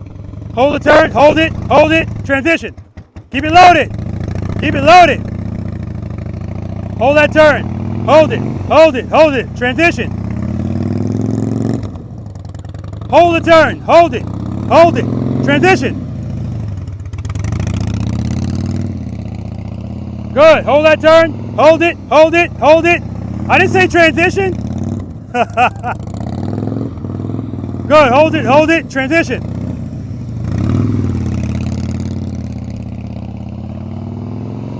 There we go. All right, guys, last numbered exercise coming up, the Abominable Snowman. Hold it. That's what we're gonna be doing over there. Any questions on that offset double serpentine? Mark? Just that transition slow. Was it not Yeah. far enough? No, Mark, it was beautiful, man. Beautiful. I mean, the first time you went through, I was gonna say I would prefer that you held it a little bit longer, but you didn't really need to. Second time, you just had a little hiccup. You know, it's gonna happen every now and then. But watching you go through the first time, yeah, you're very comfortable leaning that bike and your transitions are good. You know, it's just a matter of holding it. You're holding it longer. Your transitions, you're saying that They felt slow. only because you kept slowing down. But when it was time to turn, you had enough speed where you were still leaning. So you're still comfortable. It's just a matter now of making it fluid, right? Making it smooth. Where as you're going through, there's not a lot of change in your speed. Right now there is, and Willie is, same thing. Willie's, I said, listen, this happens all the time. I want you guys to know anything that I'm saying or seeing, it's not the first time, and it won't be the last. I said, Willie, transition when I tell you to. I'm like, all right, hold it. He said, screw you, I'm ready. Transition. I said, I didn't say transition. I'm trying to make it as wide as possible to give you as much space as possible. Yeah. So you can see, wow. No, by you doing that, I was getting so much more comfortable Yeah, with it. exactly. I can do it on the inside. Exactly. Now. I was trying to correct to go on the inside. And you could have too. So I like that. All that means is your confidence is building in that small amount of time. It's starting to build. So that's beautiful. Yeah, Good job, Willie. I gotta very learn good. how to control that throttle. I think that's Yeah. one of my weaknesses. Right And the good thing is, That's just fear. yeah, And that's as your part of it too. confidence goes up, your fear will go down. That's part of it. that's right. Yep. The good thing is your bike's loud. So, I mean, when I got on it, I hear that. I don't have to worry about not being able to hear it. So when I preload it, bam, there it is. I can just keep it right there, man. It's beautiful. And Brian, same thing. That preload, man, we need to go to your neighborhood because allegedly in your neighborhood, you were preloading king. Yeah, when I start, but when I hear nothing, I'm in trouble. Cause that means I let my preload go. That's right. And then but the next thing I hear is you saying, "Hey, preload," and by then I missed the point and I don't turn. So no, remember, don't give up. That's the whole point of trust and believe. So don't give up. Even when that bike is falling, you give it enough power, it'll stand up. You can lay it on the ground and pick it up with power. So it'll stand up. Don't give up. All right? All right. So, go ahead, man. Preloaded. Uh-huh. What around RPMs? I was looking at like 2,000. So that's going to depend on your motorcycle, right? So for me, 2,000 is good. Sometimes I might even put it a little bit higher. It all depends on what I'm getting ready to do, because sometimes just hearing it higher makes me feel better. I know it's available for me. But if you're doing something sustained like this, going around in a circle, keep it right where it is. It doesn't have to be high at all, right? Quite frankly, if you address it as soon as you feel it, it never has to be really high. But we have to remember that when you open up the clutch, it's pulling power. So if you're low, it's going to go lower. That's when you have problems. So if you throttle it and bring the RPMs up, once you preload, it's going to go down anyway. But if you start at 23 and then it comes down to 2, you're good. You start at 12, yeah, problems, right? Okay, any other questions? Good question. And then the more you practice this stuff, these type of things, like people say, well, how fast should I be going? And then they're concentrating on looking at the speedometer. At a certain point, you're just going to know what it feels like, right? You're going to know what it feels like. I'm going too fast. I'm going too slow. I'm not in the friction zone enough. I'm not preloaded enough. You'll know based on what you're feeling, right? All right. Last numbered exercise, Abominable Snowman. It's only abominable if you go to the top. For the rest of us, it's just a snowman, right? The green cones just separate the circles. I'm in the 27-foot circle. 25, 22, 18. 18 is not necessary. And quite frankly, the only thing that's necessary today is what you feel comfortable doing. So if you want to come in here and just do the 27-foot circle, do it, hold this turn, and go right back out. Or you can hold it and do it twice and go back out. But this is your entrance and your exit. Entrance and your exit. And when you come in here, guys, all right, you ready for this, Brian? Because I know you can't see that front wheel. I want it in the vicinity right here. This is your placement. Don't start turning from here. Put the wheel here, placement, and then hug these two cones. So don't worry about, like a lot of people will come in here and think they have to get all the way over here. No, you could come here with the bike straight. The ass of the bike could still be facing the exit. As long as you put your wheel here and then hug these two cones. Once you hug these two cones, you're going to straighten out anyway. Come all the way to the top. Now commit to the turn and hold that turn. Hold it, hold it, hold it. Wherever you are in the friction zone, if it's working out, stay there. If you're dragging the rear brake, keep that pressure. If you need to make adjustments, they're minimal, right? So we shouldn't see your bike doing this. That means you're doing stuff herky-jerky, right? Placement, hug them. The reason we hug these two cones is if I start right here, if I commit here, we're in a circle now, not a box. Whatever space I give up here, I'm going to have to make it up there. And if this is a lot of space for you, that's not a big deal. But if it's tight for you, you got to use all the space. Okay, we don't have to lean a lot or anything. Head and eyes, turn the handlebars and keep them turned. Right, Willy, at some point, we're going to get you to name the ground since you've been staring at it all day. All right, we got to get those head and eyes up. All right? If you want to go further, after you go around once, come through here, same thing. Come over to the left, placement, hug them. Hug these two cones. Come all the way to the top. Don't start committing early. Come all the way to the top and then commit. You don't have to lean a lot. If you place the wheels properly, you don't have to lean a lot. Remember I told you in exercise number 5, don't hug my cones? These cones don't mind. You can hug these cones, right? They're more sociable. And if this is all you want to do, go back out. And then that's your exit. If you want to keep going, keep going. We're going to do this twice. The first time you go in, start one way, and then the next time you do it, start the other. Now, I already know, Mark, your right turns are your favorite, and so are yours, Willy. So earlier, you was like, oh, I don't know. I know. Definitely. It's not even a question, right? So, knowing that, let's suppose, Mark, you say, you know what, I want to go up to the 22 feet. Start right. So when you get to the tightest one, you're on your best side, right? But you're going to have to do it the reverse side anyway, so it doesn't matter. We don't have to do anything. I'm going to demonstrate it, and you guys can have at it. And so what I told you guys, this is an each one, teach one environment, so everybody's input is welcome. Everybody's. I love Andy's input because I see Andy, this is why, it's like anything else in life. If you really want to get good at something, you got to practice, practice, practice. You got to study, but you got to have more than one source too. So by him going to lock and lean and a lot of other trainings, you take all that shit and you put it together, boom, beautiful.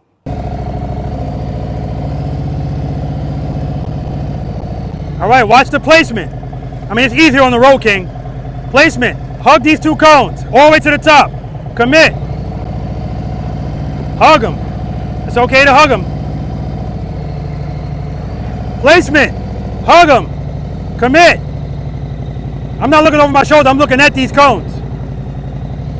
Listen to my throttle. It's steady. Placement. Hug them. Commit. Hold it. Hold it. Hold it. Placement. Hug them. Commit. Oh shit, there's a cone missing. I got a missing cone right here.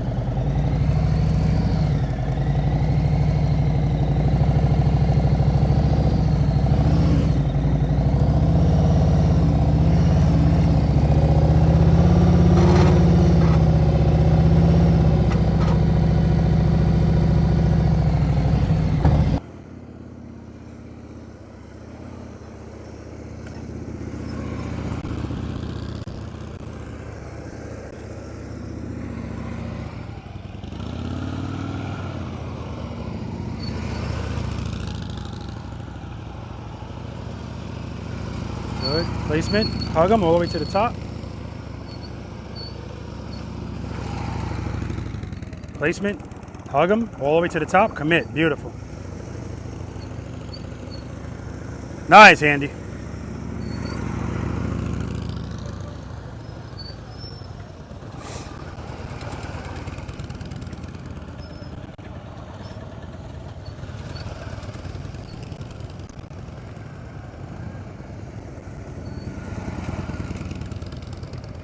Beautifully done, guys. North Carolina Ambassador. All right, Brian, we're just going after this first circle.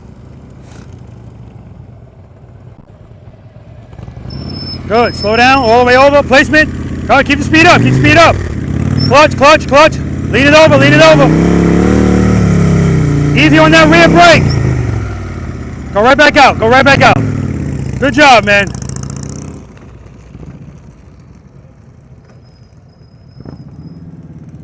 Got to be easy on that rear brake. Right now you're stabbing at it.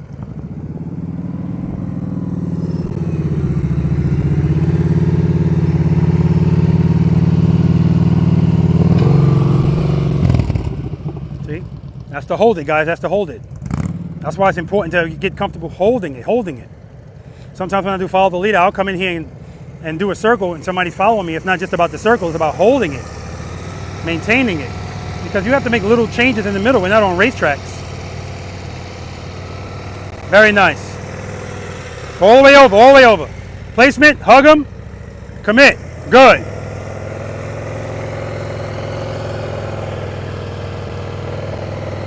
Very nice, very nice. All the way over, Tim, all the way over, good.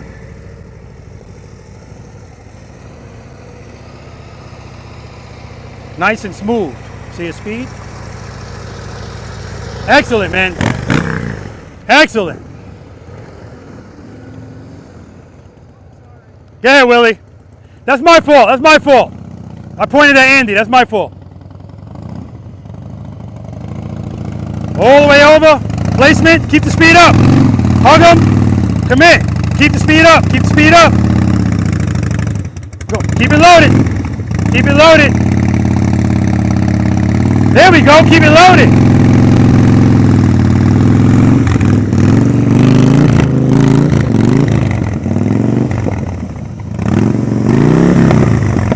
Don't worry about the cone, man. Go ahead, man. Go ahead. Open that clutch. Open that clutch. Easy on that rear brake. Keep it loaded. Willie, I don't know what Willie's doing in this little circle here. We got to crawl before we can walk, people. All right.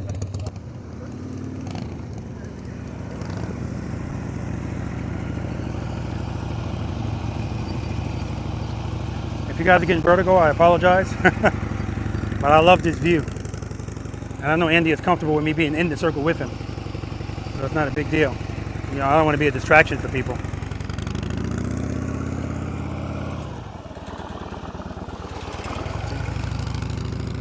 Placement. Hug them. All the way to the top. Commit. Beautiful.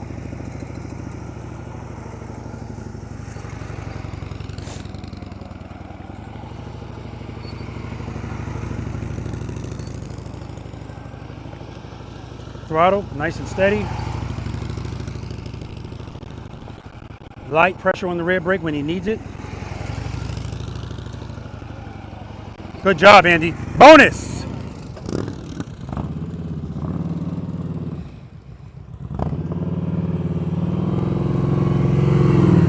Early, but he leans enough, so he's good. Good. Too early. Good. Way too early, that ain't happening.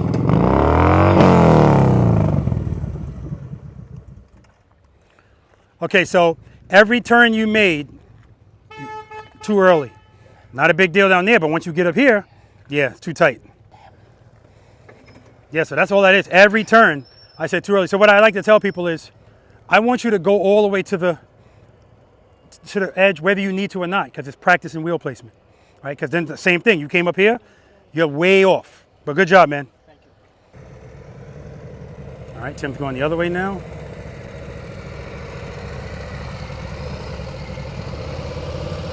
Good head and eyes. Beautiful head and eyes. Nice and steady. All right, he's early there. You know what happened? Early. Too early. All right, bonus. That's all it is, early. That ain't the entrance, but it's okay. Good, keep your speed up. Hug those tones. Good, commit. Hold that turn.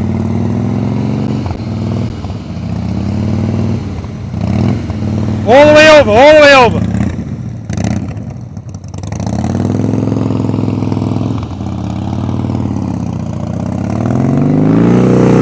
There we go.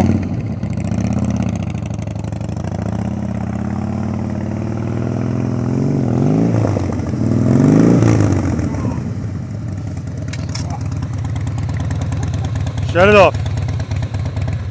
All right. Yo, you were doing beautiful, and then I you know. started doing that to the brake. That's what did it. Yep. First time I dropped it. Good. She needed to be dropped. I don't even consider that a I'm drop. afraid of that anymore. You just laid it over. Yeah. That wasn't a drop. Yeah. I'll show you around. He was trying to hold. He was like, ah!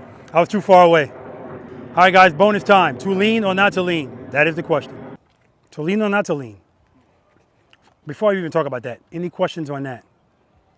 No, it's clear when you said don't go too early. Yeah, exactly. What happens and how much space that eats up. Yeah, all of a sudden. because a circle is tighter than a box, right? But it's the same concept in the circle, in the box too. You know, you got to maximize your space. There's nothing wrong with dragging the rear brake, but stabbing it is disruptive. That's what did Willy in. Official stabber. I got to tell you something, Willy.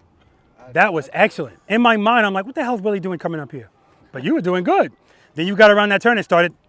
Well, you know what happened to me? The first turn was rough, but when I got to the second one, I almost set my mind. I said, okay, stop this throttling stuff. First turn wasn't rough. And I said it, Uh-huh. and I noticed, okay, this is working. All Yeah. I gotta do now is turn my head. That's it. And the bike will That's follow. it. And Set it and forget it. I got closer to the cones. I got nervous and started jabbing the brake again. But keep in mind, guys, we're not a train on tracks. So, and I said this earlier to the video, sometimes when we're doing follow the leader, when I get a small amount of people left, 1 or 2 people, I'll go into the Snowman and I'll go around. And I'll stay in there. Because sometimes that's the whole point of being able to hold it. Because when you're holding it, yeah, you're going to have to make slight modifications. Because again, we're not on the track, you know, and you have to be able to identify what you need to do. Am I too tight? I got to come out a little bit. Am I too wide? I got to go in a little bit. So, you know, it's different variations of things. But all in all, that wasn't bad at all. Brian, I know, listen, I know it felt rough. That's right. Quick, so I just That's right, man. plug that brake until I stayed in the circle. Small victories, man. Small victories. So now you got 27 feet under the belt. That's good, I'm telling right? you right now, man, if you practice your throttle control and you get that down, everything else will just come together for you. Because you're doing good with everything. I agree. You just need that throttle. Yeah, and clutch control, both. But really, it's keeping it loaded. That's what he's talking about. The throttle control. It's just too low. But no big deal. And then Mark, first row problems. He leans the bike great. And I guarantee you, if he was on my bike, he would have made that last one too, even though he started early. But what I forgot to tell you this, guys, I apologize. Even if you don't need all of the space, I still wanted you to go all the way to the side. Placement, hug them because you're practicing placement. And because Mark was way off on the first one, way off on the second one, way off on the third one ain't gonna work, right? Because it's tighter, so you need to use that space. All right, to lean or not to lean? I'm happy that Mark's never done this before. I think he's gonna do well in it. These cones are 10 feet apart. So I'm gonna demo it both ways. I'm gonna do it straight up and I'm gonna do it leaning. I don't give people any other instructions. The only advice I give them is, if you got highway pegs, fold them in, right? There's 7 cones, so that means you gotta get 6 without hitting a cone, without putting your foot down. Whoever gets the most cones, that's it, they got it. So Andy's gonna go first. If Andy gets 6 cones, and then the next time he comes and gets 6 cones and the rest of you got 3, we don't need to do the third one, it's over. He's got 12 cones, he's got it, right? Best of 3. All right, keep your head, I'm not saying anything else. All I'm gonna say is everything we've done today, apply it here. All right? All right.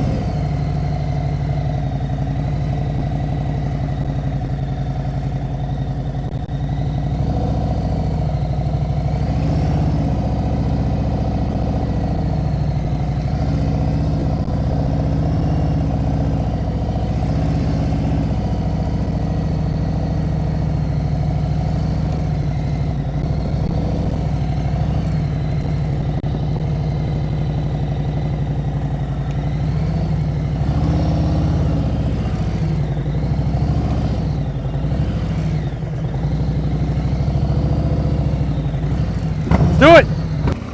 All right, Andy's up first, balls on the tank. We got some raindrops coming down now. Nothing we can't handle for now. He started that first turn late. Yeah. He's good though. He made it up. What did he do? He added some lean for the next turn. Beautiful, Andy.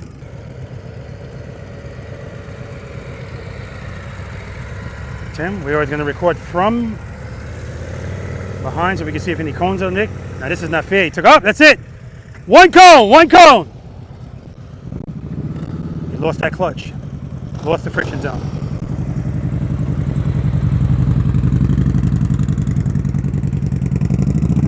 He's got a car tire on the back of his motorcycle. Ah, that's it. 2 cones.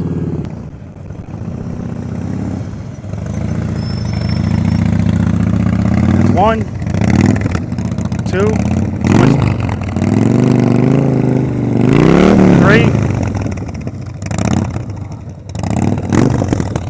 3 cones.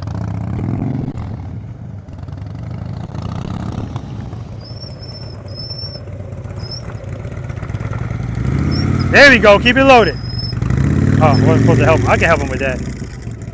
1 cone. If he gets 6, it's over. If he gets 5, it's over.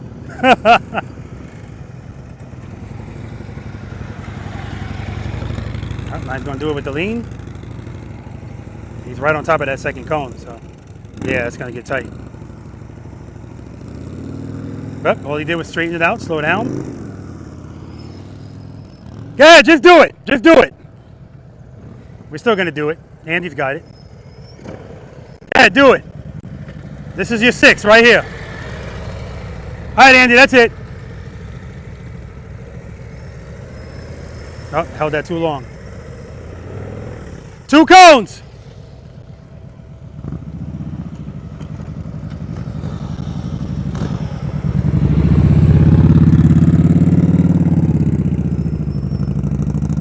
He damn sure got a car tire on the back of that motorcycle. 4 cones. That was nice.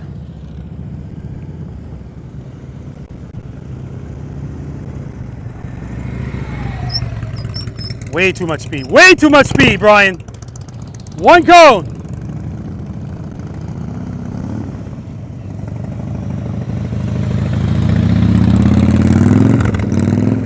Too much speed. 3 cones. That's it, guys. I'm not even going to ask you if you enjoyed yourself because I know that you do. You weren't here earlier. What do you give yourself rating-wise, slow speed 1 to 10? Somewhere between an 8 and an 8.25. That's it. Didn't I tell you guys earlier? Practice session number 90, whatever the hell it was, he said he was an 8.25. So I still think, respectfully disagree. I think it's still too low. Okay. Always a pleasure, brother. Yes. North Carolina ambassador, guys. Did you enjoy yourself? I sure did, man. I had a great time. Good. Do you remember what you rated yourself when you first came out here? Yes, I said a strong 2. I think I'm sticking to it. Okay, Until, okay. Until I improve everything that I need to improve. I hope to see you again really soon, brother. Sure will. Thank you very Take care, much. man. Appreciate Pleasure it. meeting you. Same here. Tim, you enjoy yourself? I did. You remember what you rated yourself when you first came out? I think a 4. Any change in that number? Maybe 4.5. Yeah, you're I not mean, a 4. No damn. Maybe a 5. Okay. Listen, Confidence always got shaken a little bit, but yeah, and listen, that's But I was perfectly having normal. Perfectly normal. I say that all the time. If somebody drops their bike, your confidence takes a hit. If you get injured in the process, it's a bigger hit. And if you don't know what the hell happened, it's an even bigger hit. But you know exactly what happened, so that's good. Yep. Always a pleasure, brother. thank you, sir. All right. All right. What's your name? Brian. Brian. I said Brandon. Oh, my God. How long you been riding a motorcycle? I started about 10 years ago and I had a break for like 13 years, so about a month now again. Okay. And what are you riding today? I had a 15 Road Glide Special. How long you been practicing slow speed riding? I would say I've been watching your videos for about 2 months. You ever testified for anybody? You ever been on the stand? No. No, okay. I asked you how long you been practicing, and you answering the question I didn't even ask. Well, I've been practicing I'm messing with you. about 2 weeks. Okay, okay. If you had to give yourself a rating, 1 to 10, 10 being the best slow speed, what would you give yourself? I think I thought it was a 1, but I give myself a 2 now. Okay, listen, please take advantage of your proximity to me. You're on my email notification list? Mm-hmm. Good. So I expect to see you out here again, all right? All right. Practice in between, too. Pleasure meeting you, man. It's a pleasure. All right, man. All right, guys, so I know it came to an abrupt ending because we started getting rain and the forecast looked like it was going to be even heavier rain. But of course, it stopped already. But it doesn't matter. Like, there's no reason for us to keep going and trying to, we go by what the forecast says and we're good. We got all of the important things done today. The rest of the stuff that we had, follow the leader and slow race, that's just fun stuff, right? But we got the exit interviews in, so I was happy about that. Big shout out to my North Carolina ambassador, Andy, for bringing it to my attention, saying, hey, we may as well do the exit interviews. And man, it's so much cooler now. Beautiful day, guys. I want to thank all the V.I.Preloaders that came out here today and helped clean up the cones. I appreciate that. That's always appreciated. I appreciate you guys for watching. If you're watching these videos, especially if you're doing it regularly and you're not subscribed to the YouTube channel, please do so, all right? That helps me out. I appreciate you watching the videos, but that's how you can give back, right? Just hit that subscribe button. It's free. You only have to do it once unless you're a V.I.Preloader. That's appreciated, of course, and that's how you can come out here and practice with me in Pooler, Georgia for free, all right? There's a link for it in the description section if you're interested in becoming a V.I.Preloader. It's going to show you a quick video letting you know the perks that you get. This just happens to be one of them. All right, guys? Listen, guys, I want you to remember this. I know I always say spend more time being thankful for the things that you have and less time complaining about the things that you don't. I know that I always say break out of the mold of the average rider. And I know I always say seat time doesn't equal practice time. Well, here's another one for you. You ready, guys? It's not about being the best. It's about being the boss. Love you guys. Till next time.